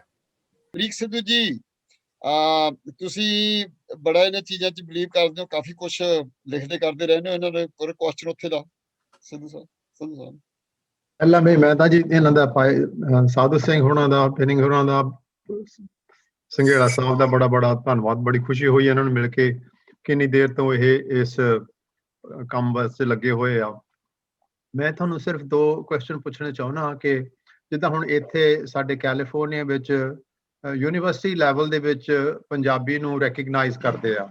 ਜੇ ਬੱਚੇ ਨੂੰ ਫੋਰਨ ਲੈਂਗੁਏਜ ਦੀ ਰਿਕੁਆਇਰਮੈਂਟ ਹੈ ਤੇ ਜੇ ਉਹ ਪੰਜਾਬੀ ਦੇ ਵਿੱਚ ਆਪਣੇ ਟੈਸਟ ਪਾਸ ਕਰ ਲਵੇ ਤਾਂ that fulfills the requirement, ਉਹਦੇ ਕ੍ਰੈਡਿਟ ਉਹਨੂੰ ਮਿਲ ਜਾਂਦੇ ਆ। ਇਸ ਤੋਂ ਬਾਅਦ ਮੈਂ ਇਹ ਕਹਿਣਾ ਚਾਹੁੰਦਾ ਕਿ ਜਿਹੜੇ ਤੁਸੀਂ ਹੁਣ ਤੁਹਾਨੂੰ ਕਾਫੀ ਦੇਰ ਹੋ ਗਈ ਪੜ੍ਹਦੇ ਨੂੰ, ਮੇਰਾ ਕੁਐਸਚਨ ਇਹ ਆ ਕਿ ਤੁਸੀਂ ਇਹਦਾ ਸਟੱਡੀ ਲਈ ਤੁਸੀਂ ਕੋਈ ਡਾਟਾ ਕਲੈਕਟ ਕੀਤਾ ਕਿ ਜਿਹੜੇ ਸਟੂਡੈਂਟਸ ਨੇ ਲੈਂਗੁਏਜ ਪੜ੍ਹੀ ਹੈ ਪੰਜਾਬੀ, ਉਹਨਾਂ ਦਾ ਸਕਸੈਸ ਰੇਟ ਜਾਂ ਉਹਨਾਂ ਨੂੰ ਕੋਈ ਇਹਦਾ ਬੈਨੀਫਿਟ ਹੋਇਆ ਜਾਂ ਕੀ ਹੋਇਆ, ਇਹਦੇ ਬਾਰੇ ਜੇ ਚਾਨਣਾ ਪਾ ਸਕਦੇ ਤਾਂ ਜ਼ਰੂਰ ਦੱਸੋ। Very good. ਹਾਂਜੀ, ਮੈਂ 2 ਲੈਵਲ ਤੇ ਕੁਐਸਚਨ ਆਨਸਰ ਕਰਦਾ। ਪਹਿਲਾ ਇਹ ਹੈ ਕਿ ਸਾਡੀਆਂ ਜਿਹੜੀ 4 ਯੂਨੀਵਰਸਿਟੀਆਂ ਉਹ ਪੰਜਾਬੀ ਰੈਕਗਨਾਈਜ਼ ਕਰਦੀਆਂ, ਤੇ ਜੇ ਕਈ ਸਟੂਡੈਂਟ ਐਸੇ ਵੀ ਆ ਜਿਨ੍ਹਾਂ ਨੂੰ ਮੌਕਾ ਨਹੀਂ ਮਿਲਿਆ ਪੰਜਾਬੀ ਸਕੂਲ ਵਿੱਚ ਲੈਣ ਦਾ, ਲੇਕਿਨ ਉਹ ਚੈਲੰਜ ਕਰ ਸਕਦੇ ਆ, ਤੇ ਉਹ ਜਿਹੜੀ ਹੈ ਉਹਨਾਂ ਦੀ ਰਿਕੁਆਇਰਮੈਂਟ ਗ੍ਰੇਡ 11 ਜਾਂ ਪੰਜਾਬੀ 11 ਜਾਂ ਪੰਜਾਬੀ 12 ਉਹ university as a language course recognise ਹੈਗਾ 4 ਯੂਨੀਵਰਸਿਟੀਆਂ ਵਿੱਚ। ਤੇ ਦੂਸਰਾ ਜਿਹੜਾ ਤੁਹਾਡਾ ਕੁਐਸਚਨ ਆ ਉਹ ਕਿਹੜਾ ਮੈਨੂੰ ਭੁੱਲ ਗਿਆ, ਕੀ ਸੈਕੰਡ ਕੀ ਸੀਗਾ ਤੁਹਾਡਾ ਪਾਰਟ? ਕਿ ਜਿਹਨਾਂ ਬੱਚਿਆਂ ਨੇ ਪੰਜਾਬੀ ਲੈਂਗੁਏਜ ਸਟੱਡੀ ਕੀਤੀ ਆ ਉਹਨਾਂ ਦਾ ਬੈਨੀਫਿਟ ਉਹਨਾਂ ਨੂੰ। ਸਾਡੀ ਰਿਸਰਚ ਤਾਂ ਹੈ ਨਹੀਂ, ਲੇਕਿਨ ਜਿਹੜੀ ਐਨੈਕਡੋਟਲ ਆ ਨਾ ਉਹ ਬਹੁਤ ਜਿੱਦਾਂ ਕਾਮਯਾਬ ਆ ਬੱਚੇ ਸਾਡੀ। ਮੈਂ ਤੁਹਾਨੂੰ ਆਪਣੀ ਗੱਲ ਦੱਸਦਾ, ਮੇਰੇ 2 ਲੜਕੇ ਆ, ਇੱਕ ਵਕੀਲ ਆ, ਇੱਕ ਚਾਰਟਰਡ ਅਕਾਊਂਟੈਂਟ ਆ। ਉਹ ਦੋਨੇ ਹੀ ਸਾਧੂ ਦੇ ਸਟੂਡੈਂਟ ਆ। ਜਦੋਂ UBC ਜਾਂਦੇ ਸੀ ਤਾਂ ਉਹਨੇ ਸਾਧੂ ਤੋਂ ਪੰਜਾਬੀ ਲਈ, ਔਰ ਇਸ ਵੇਲੇ ਉਹ ਦੋਨੇ ਬੱਚੇ, ਦੋਨੇ ਮੇਰੇ ਲੜਕੇ ਬੜੇ ਕਾਮਯਾਬ ਆ, ਔਰ ਉਹਨਾਂ ਨੂੰ ਇੱਕ ਬੜਾ ਮਾਣ ਆ ਕਿਉਂਕਿ ਆਪਣੀ ਕਮਿਊਨਿਟੀ ਇੱਥੇ ਬਹੁਤ ਕੰਜ਼ਿਊਮਰ ਬੇਸ ਬਹੁਤ ਆ, ਤੇ ਇਸ ਕਰਕੇ ਜਦੋਂ ਪੰਜਾਬੀ 'ਚ ਵੀ ਆਪਣੇ ਬੰਦੇ ਨਾਲ ਗੱਲਬਾਤ ਕਰ ਸਕਦੇ ਆ, ਇੱਕ ਤਾਂ ਉਹ ਵੀ ਫੀਲ ਗੁੱਡ ਕਰਦੇ ਆ, ਦੂਜੇ ਜਿਹੜਾ ਉਹਨਾਂ ਦਾ ਕਲਾਇੰਟ ਆ ਉਹ ਵੀ ਬਹੁਤ ਮਹਿਸੂਸ ਕਰਦਾ। ਮੇਰਾ ਵੱਡਾ ਲੜਕਾ ਉਹ ਸੋਹਣੀ ਪੰਜਾਬੀ ਬੋਲਦਾ, ਛੋਟਾ ਥੋੜਾ ਜਿਹਾ ਹਾਲੇ ਕਮਜ਼ੋਰ ਆ। ਉਹ ਮੈਨੂੰ ਕਈ ਵਾਰੀ ਕਹਿੰਦਾ ਹੁੰਦਾ ਵੀ ਡੈਡੀ ਮੈਨੂੰ ਕਈ ਵਾਰੀ ਜਿਹੜੇ ਮੇਰੇ ਕਲਾਇੰਟ ਆਉਂਦੇ ਆ ਨਾ ਉਹ ਮੈਨੂੰ ਪੁੱਛਦੇ ਤੈਨੂੰ ਇੰਡੀਆ ਤੋਂ ਆਏ ਨੂੰ ਕਿੰਨਾ ਚਿਰ ਹੋ ਗਿਆ, ਤੇ ਮੈਂ ਕਹਿੰਦਾ ਮੇਰਾ ਜੰਮਿਆ ਪੜਿਆ ਕੈਨੇਡਾ ਵਿੱਚ ਆ। ਸੋ ਇਹਨਾਂ ਜਿੱਦਾਂ ਬਹੁਤ ਏਦਾਂ ਦੇ ਮੇਰੇ ਲੜਕਿਆਂ ਵਰਗੇ ਸਾਡੇ ਬਹੁਤ ਬੱਚੇ ਲੜਕੇ ਲੜਕੀਆਂ ਜਿਹੜੇ ਪ੍ਰੋਫੈਸ਼ਨਲ ਆ ਔਰ ਬਹੁਤ ਕਾਮਯਾਬ ਹੋ ਰਹੇ ਆ, ਔਰ ਜਿਹੜੀ ਲੈਂਗੁਏਜ ਆ ਪੰਜਾਬੀ ਦਾ ਉਹਨਾਂ ਨੂੰ ਇੱਕ ਬਹੁਤ ਵੱਡਾ ਐਸੈਟ ਆ। Very good. ਮੈਂ ਇਹਦੇ ਵਿੱਚ ਥੋੜਾ ਜਿਹਾ ਐਡ ਕਰਨਾ ਚਾਹੁੰਦਾ ਸੰਘੇੜਾ ਸਾਹਿਬ ਦੀ ਗੱਲ ਦੇ ਵਿੱਚ ਕਿ ਅਸੀਂ ਜਿਹੜੀ ਮੈਂ ਕਿਹਾ ਸੀ ਨਾ ਜਿਹੜੀ ਅੰਤਰਰਾਸ਼ਟਰੀ ਮਾਂ ਬੋਲੀ ਦਿਨ ਅਸੀਂ ਮਨਾਈਦਾ, ਤੇ ਇਹਦੇ ਵਿੱਚ ਜਿਹੜੀਆਂ ਡਿਸਕਸ਼ਨ ਵਗੈਰਾ ਕਰੀਦੀਆਂ, ਅਸੀਂ ਤਕਰੀਬਨ ਵੱਖਰੇ ਸਮੇਂ ਪਿਛਲੇ ਕੁਝ ਸਾਲਾਂ ਦੇ ਦੌਰਾਨ 2 ਜਾਂ 3 ਵਾਰੀ ਇਸ ਕਿਸਮ ਦੀਆਂ ਪੈਨਲ ਸੱਦੀਆਂ, ਜਿਹੜੇ ਨੌਜਵਾਨ ਜਿਨ੍ਹਾਂ ਨੇ ਇੱਥੇ ਪੰਜਾਬੀ ਪੜ੍ਹੀ, ਇੱਥੋਂ ਦੇ ਜੰਮੇ ਪਲੇ, ਉਹਨਾਂ ਦੇ ਵਿੱਚ ਵਕੀਲ ਵੀ ਸੀਗੇ, ਉਹਨਾਂ ਵਿੱਚ ਡਾਕਟਰ ਵੀ ਸੀ, ਹੋਰ ਵੀ ਪ੍ਰੋਫੈਸ਼ਨ ਦੇ ਵਿੱਚੋਂ, ਔਰ ਉਹਨਾਂ ਦੇ ਵਿੱਚੋਂ ਹੀ ਅਸੀਂ ਉਹਨਾਂ ਨੂੰ ਸਵਾਲ ਪੁੱਛਿਆ ਸੀ ਵੀ ਤੁਹਾਨੂੰ ਪੰਜਾਬੀ ਪੜ੍ਹਨ ਦਾ ਕੋਈ ਫਾਇਦਾ ਹੋਇਆ ਜਾਂ ਕਿੱਦਾਂ ਤੁਸੀਂ ਮਤਲਬ ਪੰਜਾਬੀ ਜਿਹੜੀ ਹੈ, ਉਹਨਾਂ ਸਾਰਿਆਂ ਦੀ ਜਿਹੜੀ ਫੀਡਬੈਕ ਆਪਾਂ ਕਹਿ ਸਕਦੇ ਹਾਂ ਉਹ ਇੰਨੀ ਪੱਖੀ ਸੀ, ਇੰਨੀ ਪੋਜ਼ਿਟਿਵ ਸੀਗੀ ਕਿ ਉਹ ਕਹਿੰਦੇ ਮਤਲਬ ਇਸੇ ਕਰਕੇ ਜਿਹੜੇ ਉਹ ਗਾਹਾਂ ਦੀਆਂ ਜਨਰੇਸ਼ਨ ਵੀ ਉਹ ਦੱਸ ਰਹੇ ਸਮਾਂ ਕਿ ਸਾਡੇ ਨਾਲ ਵੀ ਜ਼ਿਆਦਾ ਵੀ ਪੰਜਾਬੀ ਮਤਲਬ, ਕਿਉਂਕਿ ਹੁਣ ਸਾਡੀ ਇੱਥੇ ਮਤਲਬ ਕਾਫੀ ਪੋਪੂਲੇਸ਼ਨ ਜ਼ਿਆਦਾ ਆ, ਕੰਸਨਟ੍ਰੇਟਡ ਹੈਗੀ ਆ, ਜਿੱਥੇ ਉੱਥੇ ਬਹੁਤ ਸਾਰੀਆਂ ਇਸ ਕਿਸਮ ਦੀਆਂ ਜਿਹੜੀਆਂ ਨੌਕਰੀਆਂ ਆ ਉਹ ਤੁਹਾਨੂੰ ਪੰਜਾਬੀ ਬੋਲਦੇ ਹੋਣ ਕਰਕੇ ਮਿਲ ਜਾਂਦੀਆਂ, ਚਾਹੇ ਉਹ ਸਰਕਾਰੀ ਨੌਕਰੀਆਂ ਹੋਣ ਚਾਹੇ ਉਹ ਪ੍ਰਾਈਵੇਟ ਅਦਾਰੇ ਹੋਣ। ਸੋ ਇੱਕ ਤਰ੍ਹਾਂ ਜਿਹੜੀ ਵੱਡੀ ਸਮੱਸਿਆ ਹੈਗੀ ਆ ਮਤਲਬ ਆਪਣੀ ਬੋਲੀ ਦੀ ਕਿਸੇ ਦੀ ਵੀ ਜੇ ਰੁਜ਼ਗਾਰ ਨਾਲ ਨਹੀਂ ਜੁੜੀ ਹੋਈ ਤੇ ਉਹ ਬੋਲੀ ਦੇ ਬਚਣ ਦੇ ਚਾਂਸ ਘੱਟ ਹੁੰਦੇ ਆ। ਸਾਡੀ ਬੋਲੀ ਇੱਥੇ ਰੁਜ਼ਗਾਰ ਨਾਲ ਵੀ ਜੁੜ ਰਹੀ ਆ। ਸਾਡੇ ਮੀਡੀਆ ਦੇ ਵਿੱਚ ਹੀ ਬੇਸ਼ੁਮਾਰ ਲੋਕ ਜਿਹੜੇ ਆ ਉਹ ਬੋਲੀ ਤੋਂ ਰੋਟੀ ਖਾ ਰਹੇ ਆ। ਅਨੁਵਾਦ ਦੇ ਕੰਮ ਦੇ ਵਿੱਚ ਬਹੁਤ ਵੱਡੀ ਗਿਣਤੀ ਲੋਕ ਜਿਹੜੇ ਸਾਡੇ ਵੱਖਰੇ ਸਰਕਾਰਾਂ ਦੇ ਜਿਹੜੇ ਏਜੰਸੀਆਂ ਉਹ ਵੱਖਰੇ ਲੈਵਲ ਦੇ ਉੱਤੇ ਅਨੁਵਾਦ ਕਰਾਉਂਦੇ ਹੈਗੇ ਆ, ਜਦੋਂ ਵੀ ਲੋੜ ਪੈਂਦੀ ਆ ਉਹ ਕੰਮ ਕਰ ਰਹੇ ਹੈਗੇ ਆ। ਸਾਡੀਆਂ ਇੱਥੇ ਕਚਹਿਰੀਆਂ ਦੇ ਵਿੱਚ, ਸਾਡੇ ਇੱਥੇ 에ਅਰਪੋਰਟ ਦੇ ਉੱਤੇ, ਸਾਡੇ ਮਤਲਬ ਡਾਕਟਰਾਂ ਜਿਹੜੀਆਂ ਵੀ ਗੱਲਾਂ ਉੱਥੇ ਉਹ ਦੁਭਾਸ਼ੀਆ ਜਿਹੜਾ ਆ ਉਹ ਹਮੇਸ਼ਾ ਸਰਕਾਰ ਵੱਲੋਂ ਉਹ ਤੁਹਾਨੂੰ ਦੇਣ ਨੂੰ ਤਿਆਰ ਰਹਿੰਦੇ ਆ। ਸੋ ਦੁਭਾਸ਼ੀਏ ਬਹੁਤ ਸਾਡੇ ਹੈਗੇ ਆ। ਸੋ ਜਿਹੜੀ ਮਤਲਬ ਲੋਕਾਂ ਨੇ ਜਿਹੜੇ ਤਾਂ ਇੰਡੀਆ ਤੋਂ ਸਿੱਖ ਕੇ ਆਏ ਉਹ ਤਾਂ ਚਲੋ ਉਹਨਾਂ ਦੇ ਕੋਲ ਸੀਗੀ ਜ਼ਬਾਨ, ਜਿਹੜੀ ਜਿਨ੍ਹਾਂ ਨੇ ਇੱਥੇ ਵੀ ਸਿੱਖੀ ਆ ਉਹ ਵੀ ਉਹਦੇ ਤੋਂ ਪੂਰਾ ਫਾਇਦਾ ਲੈ ਰਹੇ ਆ, ਔਰ ਉਹ ਗਾਹਾਂ ਦੱਸ ਰਹੇ ਆ ਗਾਹਾਂ ਦੀਆਂ ਜਨਰੇਸ਼ਨਸ ਨੂੰ ਕਿ ਤੁਸੀਂ ਮਤਲਬ ਪੰਜਾਬੀ ਸਿੱਖੋ, ਤੁਹਾਨੂੰ ਇਹਦੇ ਆਹ ਫਾਇਦੇ ਹੋਣੇ ਆ। ਸੋ ਜਿਹੜੀ ਰੁਜ਼ਗਾਰ ਨਾਲ ਵੀ ਪੰਜਾਬੀ ਕੁਝ ਹੱਦ ਤੱਕ ਇੱਥੇ ਲੋਕਲੀ ਜੁੜ ਰਹੀ ਆ। ਸੋ ਉਹਨਾਂ ਕੋਲ ਸਾਡੇ ਕੋਈ ਜਿਵੇਂ ਆਪਣੇ ਪੰਜਾਬੀਆਂ ਦਾ ਸੁਭਾਅ ਹੈ, ਅਸੀਂ ਬਾਹਲੀ ਰਿਸਰਚ ਨਹੀਂ ਕਰਦੇ ਹੈ, ਇਹ ਹੋਣੀ ਚਾਹੀਦੀ ਹੈ ਡਾਕੂਮੈਂਟੇਸ਼ਨ ਜਿਹੜੀ ਤੁਸੀਂ ਕਹਿ ਰਹੇ ਆ, ਪਰ ਉਹ ਸਾਡੇ ਕੋਲ ਹੈ ਨਹੀਂ। ਪਰ ਸਾਡੇ ਕੋਲ ਜਿਵੇਂ ਇਹਨਾਂ ਨੇ ਕਿਹਾ ਸੰਘੇੜਾ ਸਾਹਿਬ ਨੇ ਵੀ ਸਾਡੇ ਕੋਲ ਇਸ ਕਿਸਮ ਦੀਆਂ ਉਦਾਹਰਨਾਂ ਬਹੁਤ ਆ ਜਿਹੜੀਆਂ ਅਸੀਂ ਜਿਹੜੇ ਸਾਡੇ ਪੜ੍ਹੇ ਆ ਸਟੂਡੈਂਟ ਉਹ ਬੜਾ ਫਾਇਦਾ ਲੈ ਰਹੇ ਇਹਦੇ ਵਿੱਚੋਂ। ਵਿਨੋਦ ਜੀ ਵਿਨੋਦ ਜੀ ਮੈਂ 2-3 ਚੀਜ਼ਾਂ ਕਹਿਣੀਆਂ। ਪਹਿਲੀ ਗੱਲ ਹੈ ਕਿ ਜਿਹੜਾ ਇਮੀਗ੍ਰੇਸ਼ਨ ਡਿਪਾਰਟਮੈਂਟ ਹੁੰਦਾ ਨਾ, ਜੇ ਉਹਦੇ ਵਿੱਚ ਜਿੱਦਾਂ ਹੁਣ USA 'ਚ ਤੁਸੀਂ ਡਰਾਈਵਰ ਲਾਇਸੈਂਸ ਬਣਾਉਣਾ ਹੈ ਤੇ ਤੁਸੀਂ ਉੱਥੇ ਜਾਓ, ਤੁਹਾਨੂੰ ਸਪੈਨਿਸ਼ ਲੈਂਗੁਏਜ ਮਿਲੇਗਾ ਉਹਦਾ ਜਿਹੜਾ ਫਾਰਮ ਭਰਨਾ ਹੈ।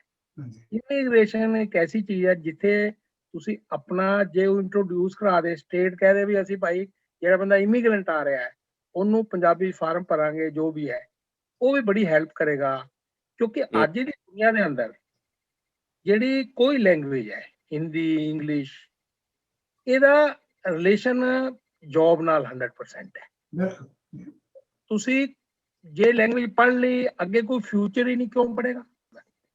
ਪਰ ਇਸ ਕਰਕੇ ਅੱਜ ਦੀ ਜਿੱਦਾਂ ਹੁਣ ਵਕੀਲ ਹੈ, ਜਿੱਦਾਂ ਕੈਨੇਡਾ 'ਚ ਵਕੀਲ ਬੈਠੇ ਨੇ, ਜੇ ਕਿਉਂਕਿ ਉਹਨੂੰ ਹੈ ਕਿ ਜੇ ਪੰਜਾਬੀ ਕੋਈ ਕੋਰਟ ਕੇਸ ਹੋ ਗਿਆ ਜਾਂ ਉਹਨੂੰ ਜਿਹੜੇ ਨੌਨ ਪੰਜਾਬੀ ਲੋਕੀ ਹੈ ਉਹਨਾਂ ਨੂੰ ਵੀ ਜੇ ਕਿਉਂਕਿ ਜਿਹੜਾ ਦੇਖੋ ਆਪਣਾ ਬੰਦਾ ਤਾਂ ਪੜ੍ਹੇਗਾ ਹੀ ਨਾ ਪੰਜਾਬੀ, ਜੇ ਆਪਾਂ ਕੋਸ਼ਿਸ਼ ਕਰਾਂਗੇ।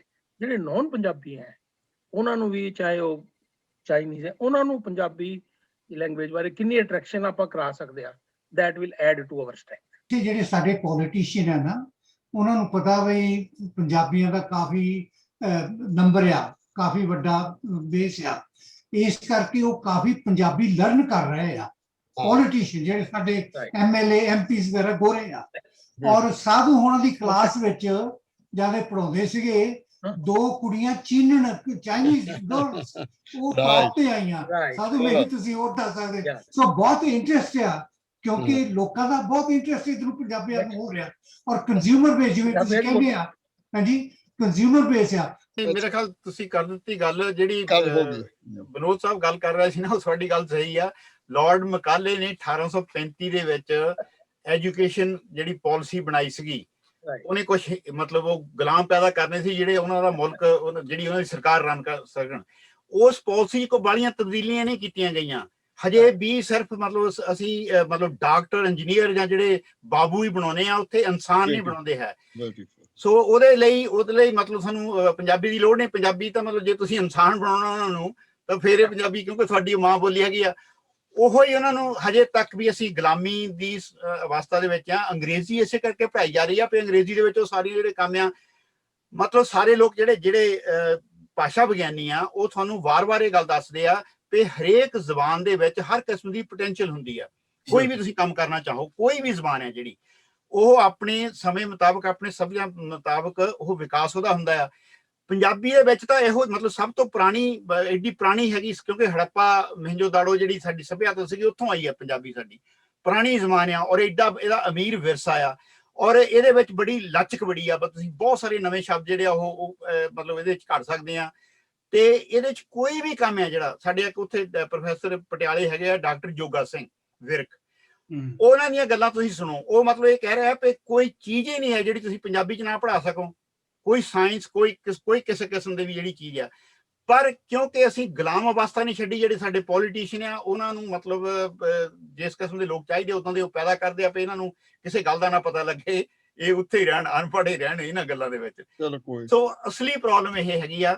ਸੋ ਸਾਡੇ ਪਿੱਛੇ ਇੱਕ ਸਟੇਟ ਨਹੀਂ ਹੈ ਕੋਈ ਵੀ, ਚਾਈਨੀਜ਼ ਦੇ ਪਿੱਛੇ ਸਟੇਟ ਆ, ਇੱਥੇ ਮਤਲਬ ਉਹਨਾਂ ਦੀ। ਮੈਂ ਐਡ ਕਰ ਦਿੰਦਾ, ਟੋਰਾਂਟੋ ਦੇ ਵਿੱਚ ਮੇਰੀਆਂ ਫੈਮਲੀਆਂ ਕਾਫੀ ਨੇ, 100 ਤੋਂ ਉੱਪਰ ਹੋਣੀਆਂ। ਗਿਲਸ ਫੈਮਿਲੀ ਆ, ਉਹਨਾਂ ਦੀ ਕਿ ਘਰ ਦਾ ਲੜਕਾ, ਉਹਦੇ ਫਾਦਰ ਦੀ ਡੈਥ ਹੋ ਗਈ, ਇਕੱਲਾ ਲੜਕਾ, ਉਹਨੇ MBA ਕਰ ਲਈ। ਉਹਦੇ ਚਾਚੇ ਤਾਇਆ ਨੇ ਪੁੱਛਿਆ ਨਹੀਂ, ਜ਼ਮੀਨ ਨਹੀਂ ਦੇਣੀ ਹੋਣੀ, ਇੰਡੀਆ ਦੇ ਵਿੱਚ ਰੌਲਾ ਜ਼ਿਆਦਾ ਪੈਂਦਾ ਰਿਹਾ। ਉਹ ਕਹਿੰਦਾ, uncle I don't want to talk to my ਚਾਚਾ ਤਾਇਆ anything, they are so stupid. ਕਹਿੰਦਾ I don't want to Indians, Punjabi. ਮੈਂ ਕਿਹਾ ਵਾਟ ਯੂ ਟਾਕਿੰਗ ਅਬਾਊਟ? ਮੈਨੂੰ ਕਹਿੰਦਾ ਅਮਰੀਕਾ ਬੁਲਾ ਲਓ। ਮੈਂ ਕਿਹਾ ਲਿਸਨ, ਵਾਟ ਯੂ ਹੈਵ ਇੰਟਰਸਟ? ਕਹਿੰਦਾ ਮੈਂ ਸੈਲ ਕਾਰਾਂ ਕਰਨੀਆਂ ਚਾਹੁੰਦਾ। ਮੈਂ ਕਿਹਾ ਇੰਜ ਕਰ, you get A job there, ਤੈਨੂੰ ਪੰਜਾਬੀ ਆਉਂਦੀ ਆ, ਤੂੰ ਗੋਰਿਆਂ ਦਾ ਬਿਜ਼ਨਸ ਤੈਨੂੰ ਮਿਲਣਾ ਹੀ ਮਿਲਣਾ। ਤੂੰ ਪੰਜਾਬੀ ਜਿੰਨੇ ਓਲਡ ਬੰਦਿਆਂ ਨੂੰ ਸਸਰੀ ਚਾਚਾ ਜੀ, ਤਾਇਆ ਜੀ, ਅੰਕਲ ਜੀ ਕਰਕੇ, ਮੈਂ ਕਿਹਾ ਉਹ ਸਭ ਤੋਂ ਵੱਡਾ ਸੇਲਸਮੈਨ ਹੈ ਇਸ ਵਕਤ। ਠੀਕ ਹੈ ਉਹਨੇ ਵੀ ਫੜ ਲਏ, ਉਹਨੇ ਇੰਡੀਅਨ ਵੀ ਪੰਜਾਬੀ ਫੜ ਲਏ। So that's a card benefit. Police ਦੇ ਵਿੱਚ ਆ ਮੇਰੇ ਰਿਸ਼ਤੇਦਾਰ, ਉਹ ਦੇਖੋ ਪੰਜਾਬੀ ਬੋਲਦੇ ਆ ਘਰਾਂ 'ਚ। ਸੋ ਦਿਸ ਅ ਲਾਟ ਆਫ ਬੈਨੀਫਿਟ। ਹਜੇ ਤਾਂ ਆਪਣੀ ਰੋਟੀ ਕੱਪੜਾ ਮਕਾਨ ਵਾਲੀ ਗੱਲ ਆ, ਹੁਣ ਤੁਸੀਂ ਗਾਹਾਂ ਦੇ ਨਾ ਕਰੋ ਵੀ ਸਾਇੰਸ ਵੀ ਭਣਾਉਣੀ ਹੈ ਇਹਦੇ ਵਿੱਚ, ਉਹ ਕਰਨੀ ਆ। ਆਹ ਭਜਨ ਸਤਿ ਸ੍ਰੀ ਅਕਾਲ ਜੀ ਸਾਰੇ, ਗੱਲ ਜੀ ਸਤਿ ਸ੍ਰੀ ਅਕਾਲ ਸਾਰੇ ਪਾਰਟਿਸਪੈਂਟਸ ਨੂੰ, ਸਾਰੀ ਭਲੇ। ਪਰ ਬੈਂਕ ਸਾਹਿਬ ਨੇ ਪਹਿਲਾਂ ਕਿਹਾ ਸੀ ਵੀ ਉਹ ਜਿਹੜੀ ਯੂਨੀਵਰਸਿਟੀ ਵਿੱਚ ਪੰਜਾਬੀ ਡਿਗਰੀ ਹੈਗੀ ਆ, ਪਰ ਉਹਦੇ ਵਿੱਚ ਸਟੂਡੈਂਟ ਕਿੰਨੇ ਸੀ?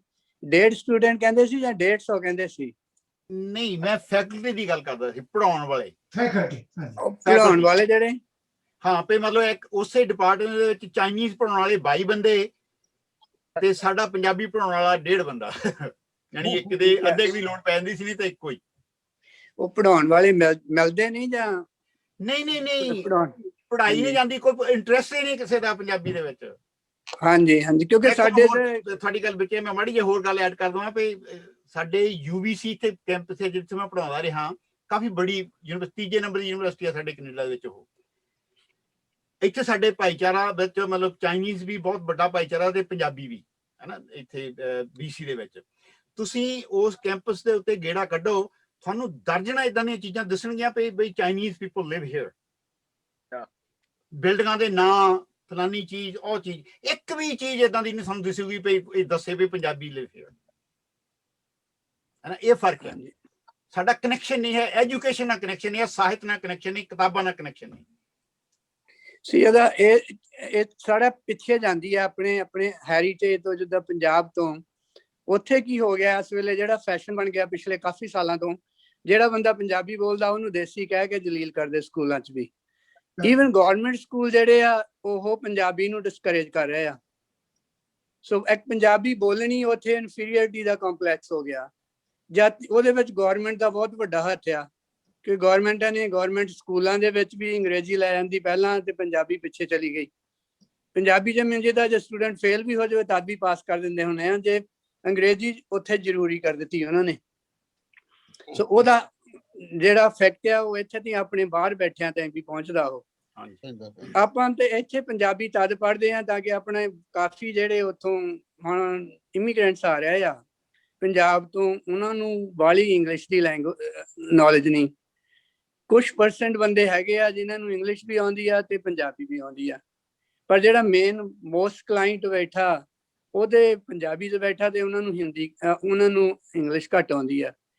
ਇਸ ਲਈ ਉਹ ਬਿਜ਼ਨਸ ਓਰੀਐਂਟਡ ਹੋ ਕੇ ਜਿਹੜੇ ਲੋਕੀ ਆ ਉਹ ਕਲਾਸਾਂ ਜੁਆਇਨ ਕਰ ਰਹੇ ਆ, ਤੇ ਇਹੋ ਹੀ ਇੱਕ ਵੱਡੀ ਅਟਰੈਕਸ਼ਨ ਹੈ ਉਹਨਾਂ ਲਈ। ਜਾਤੀ ਇਮੀਗ੍ਰੇਸ਼ਨ ਆਉਂਦੀ ਰਹੇਗੀ, ਇਮੀਗ੍ਰੇਸ਼ਨ ਓਪਨ ਰਹੇਗੀ, ਮੋਸਟ ਆਫ ਦੀ ਫੈਮਲੀਜ਼ ਆਉਂਦੀਆਂ ਰਹਿਣਗੀਆਂ, ਉਹਨਾਂ ਵਿੱਚ ਥੋੜੇ ਘੱਟ ਪੜ੍ਹੇ ਲਿਖੇ ਵੀ ਆਉਂਦੇ ਰਹਿਣਗੇ, ਉਹਨਾਂ ਦੀ ਬਹੁਤਾਤ ਹੋਊਗੀ। ਉਹਨਾਂ ਟਾਈਮ ਪੰਜਾਬੀ ਲੈਂਗੁਏਜ ਦੀ ਇੱਥੇ ਡਾਕਟਰਾਂ ਨੂੰ ਵੀ ਤੇ ਵਕੀਲਾਂ ਨੂੰ ਵੀ ਤੇ ਹੋਰ ਜਿਹੜੇ ਪ੍ਰੋਫੈਸ਼ਨਲ ਆ ਉਹਨਾਂ ਨੂੰ ਵੀ ਲੋੜ ਰਹੇਗੀ ਉਹਦੀ। ਉਹਨਾਂ ਟਾਈਮ ਉਹ ਚੱਲਦਾ ਰਹੇਗਾ। ਪਰ ਜਿਹੜੇ ਆਪਣੇ ਵਰਗੇ ਬੰਦੇ ਪੈਨੀਰ ਹੈਗੇ ਆ, ਆਪਾਂ ਉਹ ਚੀਜ਼ਾਂ ਜਿਹੜੀਆਂ ਪੁਰਾਣੀਆਂ ਜਿਹੜੀਆਂ ਆਪਣੇ ਦੇਸ਼ 'ਚੋਂ ਛੱਡ ਕੇ ਆਏ ਸੀ, ਆਪਾਂ ਉਹਨਾਂ ਨੂੰ ਪ੍ਰੀਜ਼ਰਵ ਕਰਨਾ ਚਾਹੁੰਦੇ ਹਾਂ। ਤਦੇ ਵੀ ਆਰ ਪੁਸ਼ਿੰਗ ਉਸ ਡਾਇਰੈਕਸ਼ਨ ਦੇ ਵਿੱਚ ਕਿ ਪੰਜਾਬੀ ਲੈਂਗੁਏਜ ਵੀ ਹੋਵੇ। ਮੇਰਾ ਕੰਮ ਹੈਗਾ, ਮੈਂ ਫਾਰਮਰ ਆ, ਮੈਂ ਇੱਥੋਂ ਦਾ ਟ੍ਰੈਡੀਸ਼ਨਲ ਫਾਰਮਰ ਨਹੀਂ ਬਣਿਆ। ਜਦੋਂ ਮੈਂ ਇੱਥੇ ਆਇਆ ਤਾਂ ਮੈਂ ਡਿਫਰੈਂਟ ਏਰੀਆ ਪੈਕ ਕੀਤਾ। ਮੈਂ ਇੱਕੋ ਹੀ ਮੇਰਾ ਆਪਦਾ ਮਿਸ਼ਨ ਬਣਾ ਲਿਆ ਕਿ ਜਿੰਨੀਆਂ ਈਸਟ ਇੰਡੀਅਨ ਵੈਜੀਟੇਬਲਸ ਹੈਗੀਆਂ ਉਹ ਸਾਰੀਆਂ ਮੈਂ ਅਮਰੀਕਾ ਤੇ ਕੈਨੇਡਾ ਦੇ ਵਿੱਚ ਐਟਲੀਸਟ ਸਪਲਾਈ ਕਰਨੀਆਂ। ਅਸੀਂ ਇੱਥੇ ਗਰੋ ਕਰਕੇ, ਤੇ ਜਦੋਂ ਪਹਿਲਾਂ ਅਸੀਂ ਟਿੰਡਾ ਗਰੋ ਕੀਤਾ, ਮੈਂ ਤੁਹਾਨੂੰ ਦੱਸਦੇ ਪੰਜਾਬੀ ਟਿੰਡਾ, ਤੇ ਲੋਕਾਂ ਨੇ ਇੱਥੇ ਇਹ ਕਮੈਂਟ ਦਿੱਤੇ ਵੀ ਜੇ ਟਿੰਡਾ ਖਾਣਾ ਸੀ ਤਾਂ ਫਿਰ ਪੰਜਾਬ 'ਚ ਹੀ ਰਹਿੰਦੇ। ਪਰ ਇਸ ਵੇਲੇ ਜਦੋਂ ਉਹਨਾਂ ਦੀ ਸਪਲਾਈ ਹੋ ਗਈ ਉਸ ਚੀਜ਼ ਦੀ, ਇਸ ਵੇਲੇ ਇੰਨੀ ਜ਼ਿਆਦਾ ਡਿਮਾਂਡ ਆ ਵੀ ਟਰੱਕ ਲੋਡ ਵਿਕਦੇ ਆ। ਕਿੰਨਾ ਮਿਲਦਾ ਹੀ ਨਹੀਂ। ਅੱਛਾ ਗੱਲ ਸੁਣੋ, ਇੱਕ ਮਿੰਟ ਵਿਨੋਦ ਜੀ, ਮੈਂ ਬਾਰੀ ਆਪਣੇ ਡਾਕਟਰ ਸਾਹਿਬ ਬੈਠੇ ਨੇ ਐਗਰੀਕਲਚਰ ਦੇ ਸਪੈਸ਼ਲਿਸਟ ਫਰੋਮ ਲੁਧਿਆਣਾ, ਉਹ ਵੀ ਇੱਥੇ ਨੇ ਬੈਠੇ ਨੇ ਕੈਲੀਫੋਰਨੀਆ 'ਚ, ਇਹ ਵੀ ਸੇਵਾ ਕਰਦੇ ਆ ਬਹੁਤ ਕੁਛ। ਹਾਂਜੀ, ਤੁਸੀਂ ਹੁਣ ਤੁਹਾਡੀ ਆਪ ਦਾ ਐਕਸਪੀਰੀਅੰਸ ਦੱਸੋ ਜੀ ਡਾਕਟਰ ਸਾਹਿਬ। ਹਾਂਜੀ, ਮੇਰਾ ਨਾਮ ਅਰਜਨ ਸਿੰਘ ਜੋਸਨ ਹੈ ਜੀ, ਮੈਂ ਉੱਥੋਂ PAU ਤੋਂ ਰਿਟਾਇਰਡ ਪ੍ਰੋਫੈਸਰ ਹਾਂ। ਤੇ ਮੈਂ ਇਹਨਾਂ ਬਲਿੰਗ ਸਾਹਿਬ ਦਾ, ਸੰਘੇੜਾ ਸਾਹਿਬ ਦਾ ਬਹੁਤ ਧੰਨਵਾਦੀ ਹਾਂ ਕਿ ਇਹਨਾਂ ਨੇ ਲੈਂਗੁਏਜ ਦੇ ਬਾਰੇ ਕੈਨੇਡਾ ਵਿੱਚ ਕਿਸ ਤਰ੍ਹਾਂ ਪੰਜਾਬੀ ਦਾ ਸਥਾਨ ਆ ਉਹ ਬਰਕਰਾਰ ਰਹਿ ਰਿਹਾ, ਉਹਦੇ ਬਾਰੇ ਇਹਨਾਂ ਨੇ ਕਾਫੀ ਕੁਝ ਦੱਸਿਆ ਹੈਗਾ ਵਾ। ਪਰ ਮੇਰੇ ਇਹਦੇ ਬਾਰੇ ਇੱਕ ਦੋ ਗੱਲਾਂ ਨਾਲ ਇਹਨਾਂ ਨਾਲ ਮੈਂ ਬਿਲਕੁਲ ਸਹਿਮਤ ਹੈਗਾ ਵਾਂ ਕਿ ਇਹ ਰੁਜ਼ਗਾਰ ਜਿੱਥੇ ਹੈਗੇ ਆ, ਜਿੱਥੇ ਨੌਕਰੀਆਂ ਦਾ ਸਵਾਲ ਆ, ਜੇ ਨੌਕਰੀਆਂ ਨਾਲ ਇਹ ਭਾਸ਼ਾ ਜੁੜੀ ਹੋਈ ਆ ਤੇ ਲੋਕੀ ਪੜ੍ਹਨਗੇ, ਅਦਰਵਾਈਜ਼ ਦੇ ਵੋਂਟ। ਦੂਸਰੀ ਇੱਕ ਗੱਲ ਹੈਗੀ ਆ ਕਿ ਜੇ ਭਾਸ਼ਾ ਉਹੀ ਜ਼ਿਆਦਾ ਚਿਰ ਟਿਕਦੀ ਆ ਜਿਹੜੀ ਮੀਡੀਅਮ ਆਫ ਇੰਸਟਰਕਸ਼ਨ ਬਣ ਜਾਵੇ, ਜਿਹਦੇ ਚ ਸਾਇੰਸ ਵਗੈਰਾ ਸਾਰਾ ਕੁਝ ਜਿਹੜਾ ਵਾ ਉਹ ਪੜ੍ਹਿਆ ਜਾ ਸਕੇ। ਇਹਨਾਂ ਨੇ ਜ਼ਿਕਰ ਕੀਤਾ ਕਿ ਉੱਥੇ ਜੋਗਾ ਸਿੰਘ ਹੋਣੀ ਆ, ਮੇਰਾ ਵੀ ਉਹਨਾਂ ਨਾਲ ਤਾਲੁਕ ਹੋਇਆ ਕਿਉਂਕਿ PAU ਵਿੱਚ ਵੀ ਸੀਗਾ ਸਾਡੇ ਲੁਧਿਆਣੇ ਵਿੱਚ, ਕਿ 1977 ਤੋਂ ਬਾਅਦ ਵਿੱਚ ਉੱਥੇ ਸੀ ਵੀ ਪੰਜਾਬੀ ਭਾਸ਼ਾ ਵਿੱਚ ਸਾਰੇ ਸਬਜੈਕਟ ਪੜ੍ਹਾਇਆ ਜਾਇਆ ਕਰਨਗੇ, ਪਰ ਇਸ ਤਰ੍ਹਾਂ ਨਾ ਹੋਇਆ। ਉਹ ਕਹਿੰਦੇ ਸੀ ਜੋਗਾ ਸਿੰਘ ਹੋਣੀ ਕਿ ਵੀ ਇਹ ਪੰਜਾਬੀ ਵਿੱਚ ਪੜ੍ਹਾਏ ਜਾ ਸਕਦੇ ਆ, ਪਰ ਤੁਸੀਂ ਵੀ ਕਹਿੰਦੇ ਜੇ ਪੜ੍ਹਾਏ ਜਾ ਸਕਦੇ ਆ, ਪਰ ਮੈਂ ਕਹਿੰਦਾ ਵੀ ਇਹ ਨਹੀਂ, ਕਿਉਂਕਿ ਨਵੀਆਂ ਐਡਵਾਂਸਿਸ ਇੰਨੀਆਂ ਹੋ ਰਹੀਆਂ ਸਾਇੰਸ ਵਿੱਚ, ਸੈਂਕੜੇ ਮੈਗਜ਼ੀਨ ਨਵੇਂ ਜਰਨਲ ਜਾਂ ਸਾਇੰਸ ਦੇ ਜਿਹੜੇ ਹੈਗੇ ਆ ਉਹ ਨਿਕਲ ਰਹੇ ਹੈਗੇ ਆ, ਉਹਨਾਂ ਨੂੰ ਕਿਸ ਤਰ੍ਹਾਂ ਪੰਜਾਬੀ ਵਿੱਚ ਟ੍ਰਾਂਸਲੇਸ਼ਨ ਕਰੋਗੇ ਤੁਸੀਂ? ਤੁਹਾਨੂੰ ਬਹੁਤ ਹੀ ਜ਼ਿਆਦਾ ਮੁਸ਼ਕਲ ਨਾਲ ਇਹ ਕਰਨਾ ਪਵੇਗਾ। ਔਰ ਇੱਥੇ ਮੈਂ ਵੇਖਿਆ ਵਾ ਇਹ ਠੀਕ ਆ ਜੇ ਕੰਸਿਸਟੈਂਟ ਹੈਗੀ ਆ ਅਪਰੋਚ ਜਿਹੜੀ ਆ, ਜਿਸ ਤਰ੍ਹਾਂ ਪਿਛੋਰਾ ਸਿੰਘ ਢਿੱਲੋਂ ਹੋਰਾਂ ਨੇ ਇਹਨਾਂ ਨੇ ਯਤਨ ਕੀਤੇ, ਇੱਥੇ ਬਹੁਤ ਹੀ ਵਧੀਆ ਇਹਨਾਂ ਯਤਨ ਕੀਤੇ ਪੰਜਾਬੀ ਨੂੰ ਸਥਾਪਿਤ ਕਰਨ ਲਈ। ਪਰ ਕੁਝ ਸਾਲ ਦਾ ਜਿਹੜਾ ਡਾਟਾ ਵਾ 2-4 ਸਾਲ ਦਾ ਉਹ ਸਾਡੇ ਕੋਲ ਹੈਗਾ ਵਾ। ਪਹਿਲਾਂ ਜਿਸ ਤਰ੍ਹਾਂ ਇੱਥੇ ਕਰਮਨ ਆ, ਇੱਥੇ ਹਾਈ ਸਕੂਲ, ਉੱਥੇ 60 ਬੱਚੇ ਸੀ ਪਹਿਲੇ ਸਾਲ, ਜਦੋਂ ਦੂਸਰੇ ਸਾਲ ਉਹ 30 ਹੋ ਗਏ, ਫਿਰ ਉਦੋਂ ਵੀ ਘਟ ਗਏ, ਡਿਸਪਾਈਟ ਆਫ ਦਾ ਫੈਕਟ ਕਿ ਲੈਂਗੁਏਜ ਜਿਹੜੀ ਸੀ ਸਟੇਟ ਚਾਹੁੰਦੀ ਆ ਵੀ ਲੋਕੀ ਪੰਜਾਬੀ ਪੜ੍ਹਨ।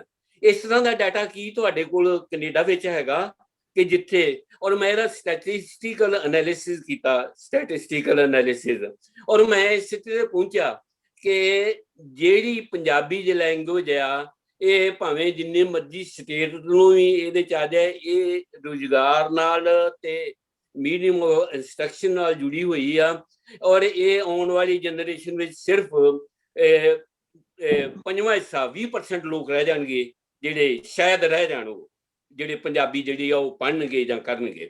ਹਾਂ, ਪਿਛੋਰਾ ਸਿੰਘ ਹੋਰਾਂ ਨੇ ਆਖਿਆ ਵੀ ਜਿਹੜੀ ਲੈਂਗੁਏਜ ਆ ਇਹਦਾ ਕਲਚਰ ਨਾਲ ਜਾਂ ਸਾਡੇ ਸੱਭਿਆਚਾਰ ਨਾਲ ਨੋ ਮਾਸ ਦਾ ਰਿਸ਼ਤਾ ਵਾ।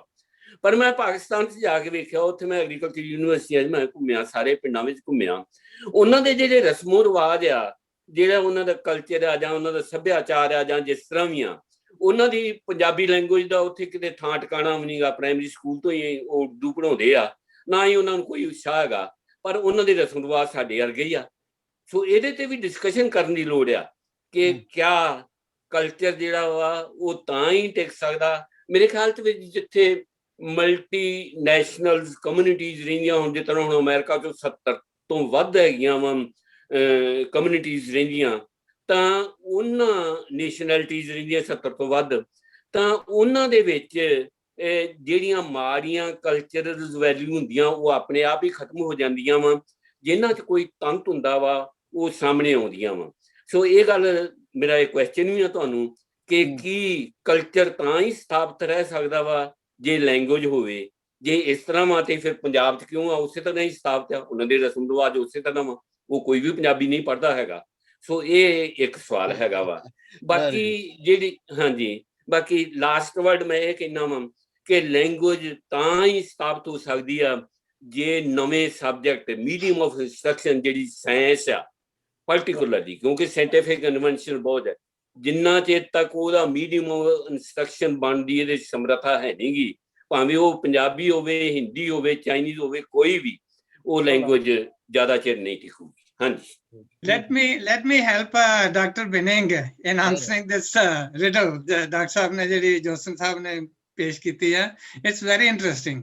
ਬੇਸ਼ੱਕ ਉਹ ਉਰਦੂ ਪੜ੍ਹਾਉਂਦੇ ਆ ਉੱਥੇ, ਤੁਸੀਂ ਜਿੰਨਾ ਪਿੰਡਾਂ 'ਚ ਗਏ ਹੋਗੇ ਤੁਹਾਨੂੰ ਮਿਲੇ ਹੋਣਗੇ ਜੱਫੀਆਂ ਪਾ ਕੇ, ਉਹਨਾਂ ਦੀ ਪੰਜਾਬੀ ਸਾਡੇ ਨਾਲੋਂ ਗੂੜੀ ਪੰਜਾਬੀ ਹੈ। ਅੱਛਾ ਜੀ।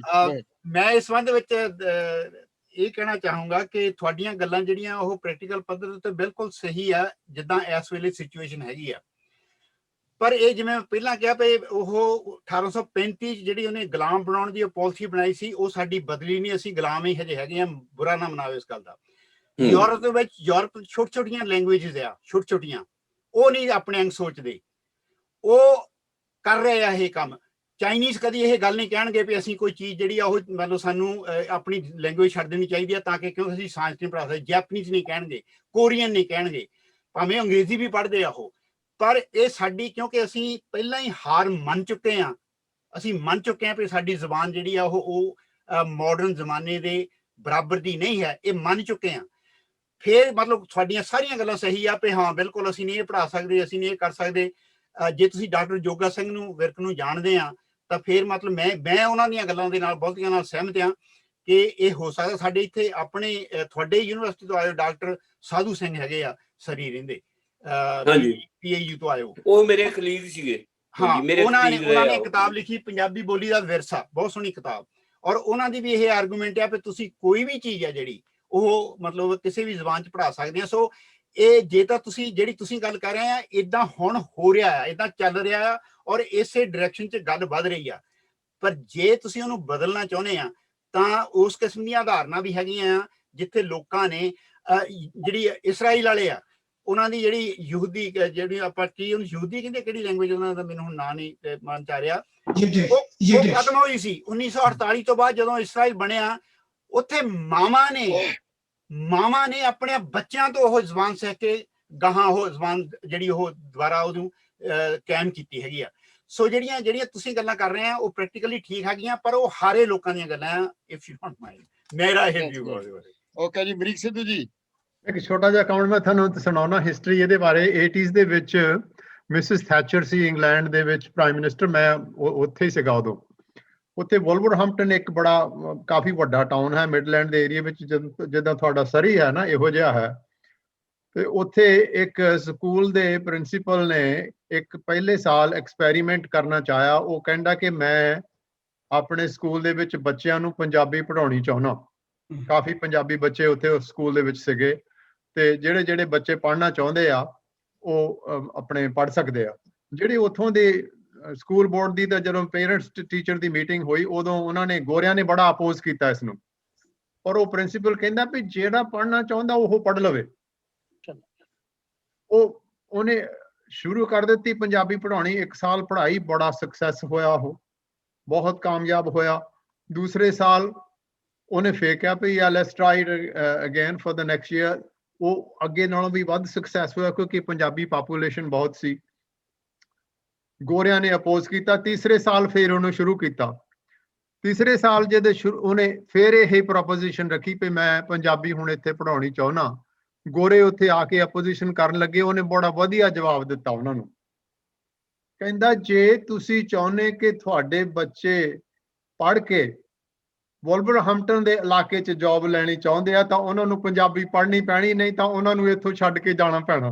ਪਰ ਮੈਂ ਤੁਹਾਨੂੰ ਕਿਤਾਬ ਦਿਖਾਣੀ ਚਾਹੁੰਦਾ ਸੀ ਜਿਹੜੇ ਅਸੀਂ ਜਿੰਨੇ ਕੰਮ ਇੱਥੇ ਕੀਤੇ ਨੇ, ਜਿਵੇਂ ਮੈਂ ਦੱਸਿਆ ਸੀਗਾ ਵੀ 1988 ਤੋਂ ਲੈ ਕੇ UBC ਤੋਂ ਲੈ ਕੇ ਉਹ ਮੈਂ 2-3 ਸਾਲ ਪਹਿਲਾਂ ਇੱਕ ਕਿਤਾਬ ਛਾਪੀ ਸੀਗੀ ਕੈਨੇਡਾ ਵਿੱਚ ਪੰਜਾਬੀ ਬੋਲੀ। ਤੇ ਉਹ ਡਾਕੂਮੈਂਟੇਸ਼ਨ ਹੈਗੀ ਆ ਉਹ ਜਿਹੜੀ ਜੋ ਕੁਛ ਅਸੀਂ ਇੱਥੇ ਕੀਤਾ ਪਲੀ ਰਾਹੀਂ ਵੀ ਤੇ ਦੂਜੀ ਜਿਹੜੀਆਂ ਸੰਸਥਾਵਾਂ ਉਹਨਾਂ ਰਾਹੀਂ। ਸੋ ਉਹ ਇਹ ਮਤਲਬ ਕੋਈ ਅਗੇਨ ਐਡੀ ਰਿਸਰਚ ਤੇ ਬੇਸ ਨਹੀਂ ਹੈ, ਪਰ ਮੇਰੀ ਆਪਣੇ ਜਿਹੜੇ ਕਿਉਂਕਿ ਮੈਂ ਇਨਵੋਲਵ ਰਿਹਾ ਬਹੁਤ ਕਾਸ ਦੇ ਵਿੱਚ। ਸੋ ਉਹ ਹੈ ਇਹਦੇ ਵਿੱਚ ਦਸਤਾਵੇਜ਼ ਇਨ ਵੇ। ਇਹ ਸਾਨੂੰ ਕਿੱਥੋਂ ਮਿਲ ਸਕਦੀ ਆ? ਤੁਹਾਡੇ 'ਚ ਕੋਈ ਦਿਲਚਸਪੀ ਰੱਖਦਾ ਤਾਂ ਮੈਂ ਇਹਦੀ PDF ਵੀ ਭੇਜ ਸਕਦਾ। ਬਲਜਿੰਦਰ ਜੀ ਤੁਸੀਂ ਰੈਪ ਅਪ ਕਰ ਦਿਓ ਥੋੜਾ ਕਰਕੇ ਸਾਰਿਆਂ ਨੂੰ। ਬੇਸਿਕਲੀ ਆਈ ਥਿੰਕ ਬਹੁਤ ਸਾਰਿਆਂ ਦਾ ਧੰਨਵਾਦ, ਖਾਸ ਕਰ ਕੈਨੇਡੀਅਨ ਦੋਨੋਂ ਜਿਹੜੇ ਆਪਣੇ ਪਾਰਟਿਸਿਪੈਂਟ ਨੇ। ਇਹ ਐਕਚੁਅਲੀ ਪਰਸਪੈਕਟਿਵ ਡਿਫਰੈਂਟ ਆ US ਤੇ ਕੈਨੇਡਾ ਦਾ। ਇਹਨਾਂ ਨੇ ਬੜਾ ਜਿਹੜਾ ਅਣਥੱਕ ਕੰਮ ਹੁੰਦਾ ਜਿਹੜਾ ਇਸ ਤਰ੍ਹਾਂ ਕਿਸੇ ਵੀ ਦੂਜੀ ਜ਼ਬਾਨ ਨੂੰ ਇਸ ਲੈਵਲ ਤੇ ਲੈ ਕੇ ਆਉਣਾ। ਇਸ ਕਰਕੇ ਪਰਸਨਲੀ ਮੈਂ ਐਕਸਪੀਰੀਅੰਸ ਕੀਤਾ ਹੋਇਆ ਜਦੋਂ ਅਸੀਂ ਟੋਰਾਂਟੋ 'ਚ ਹੁੰਦੇ ਸੀ, ਕਿਵੇਂ ਲੋਕਾਂ ਦੇ ਬੱਚੇ ਫੜ ਕੇ ਛੋਟੇ ਸਕੂਲਾਂ 'ਚ ਉਹਨਾਂ ਨੂੰ ਕੋਸ਼ਿਸ਼ ਕਰਨੀ। ਤੇ ਕੈਨੇਡਾ ਦੇ ਵਿੱਚ ਹੁਣ ਮੇਰੇ ਖਿਆਲ ਕ੍ਰਿਟੀਕਲ ਮਾਸ ਪਹੁੰਚ ਚੁੱਕਿਆ ਨੰਬਰ ਕਿ ਬੱਚੇ ਆਪੇ ਆਉਣ ਲੱਗ ਗਏ ਨੇ ਕਲਾਸਾਂ 'ਚ। ਤੇ ਦੂਸਰੇ ਪਾਸੇ ਜਿਹੜੇ ਇਕਨੋਮਿਕ ਐਡਵਾਂਟੇਜ ਹੋ ਗਿਆ ਕਿ ਬੈਂਕਾਂ ਦੇ ਵਿੱਚ ਲੋਨ ਆਫਿਸਰ ਜੇ ਜਾਣਦੇ ਹੋਣਗੇ, ਬਾਈਲਿੰਗੁਅਲ ਹੋਣਾ ਇੱਕ ਐਡਵਾਂਟੇਜ ਹੋ ਗਿਆ BC ਦੇ ਵਿੱਚ। ਤੇ ਇਹ ਫਿਰ ਹੁਣ ਆਪਣੇ ਆਪ ਤਾਂ ਨਹੀਂ ਰਹਿੰਦਾ, ਪਰ ਫਿਰ ਵੀ ਮਿਨੀਮਮ ਐਫਰਟ ਨਾਲ ਇਹ ਕੰਟੀਨਿਊ ਹੋਏਗਾ ਇਹ, ਕਿਉਂਕਿ ਇਹ ਰਿਲੇਟ ਹੋ ਗਿਆ ਇਸ ਵੇਲੇ ਹੁਣ ਆਪਣੀ ਇਕਨੋਮਿਕ ਜਿਹੜੀ ਸਾਰਾ ਸਿਸਟਮ ਆ ਉਹਦੇ ਨਾਲ ਇੰਟੀਗ੍ਰੇਟ ਹੋ ਗਈ ਚੀਜ਼ ਇਹ। ਸੋ ਇਸ ਲਈ ਤੁਹਾਡਾ ਬਹੁਤ ਧੰਨਵਾਦ। ਤੁਸੀਂ ਬੜੇ ਲੰਬੇ ਸਮੇਂ ਤੋਂ ਇਸ ਤੇ ਮਿਹਨਤ ਕੀਤੀ ਆ, ਐਵੇਂ ਨਹੀਂ ਹੁੰਦੀ ਗੱਲ। ਤਾਂ ਆਪਾਂ ਇੱਕ ਮੀਟਿੰਗ ਕਰਨੀ ਹੋਵੇ ਤਾਂ ਕਿੰਨੀ ਐਫਰਟ ਲੱਗ ਜਾਂਦੀ ਆ। So please continue this one. Some rap ਕਰ ਦਿਓ ਸਮਰਾ ਜੀ। ਬੈਨਿੰਗ Sahib ji, before you go, ਪਹਿਲੀ ਗੱਲ ਤਾਂ ਅਮਰੀਕ ਸਿੰਘ ਉਹਨਾਂ ਨੇ ਬੜੀ ਵਧੀਆ ਗੱਲ ਕੀਤੀ ਜਦੋਂ ਇੰਗਲੈਂਡ ਦੀ ਉਦਾਹਰਨ ਦਿੱਤੀ ਵੀ ਉੱਥੇ ਬੰਦਿਆਂ ਨੂੰ ਮਤਲਬ ਉਹਨਾਂ ਨੇ ਕਿਹਾ ਵੀ ਜੇ ਤੁਹਾਨੂੰ ਇੱਥੇ ਰਹਿਣਾ ਤੇ ਲੈਂਗੁਏਜ ਸਿੱਖਣੀ ਪੈਣੀ ਆ ਉਹ ਜਿੱਥੇ, ਕਿਉਂਕਿ ਇਹ ਡੈਮੋਗ੍ਰਾਫਿਕ ਇਫੈਕਟ ਆ। ਹਰ ਬੰਦੇ ਨੂੰ ਕਲਾਇੰਟ ਚਾਹੀਦਾ, ਕਲਾਇੰਟ ਦੀ ਬੋਲੀ ਹੁੰਦੀ ਆ।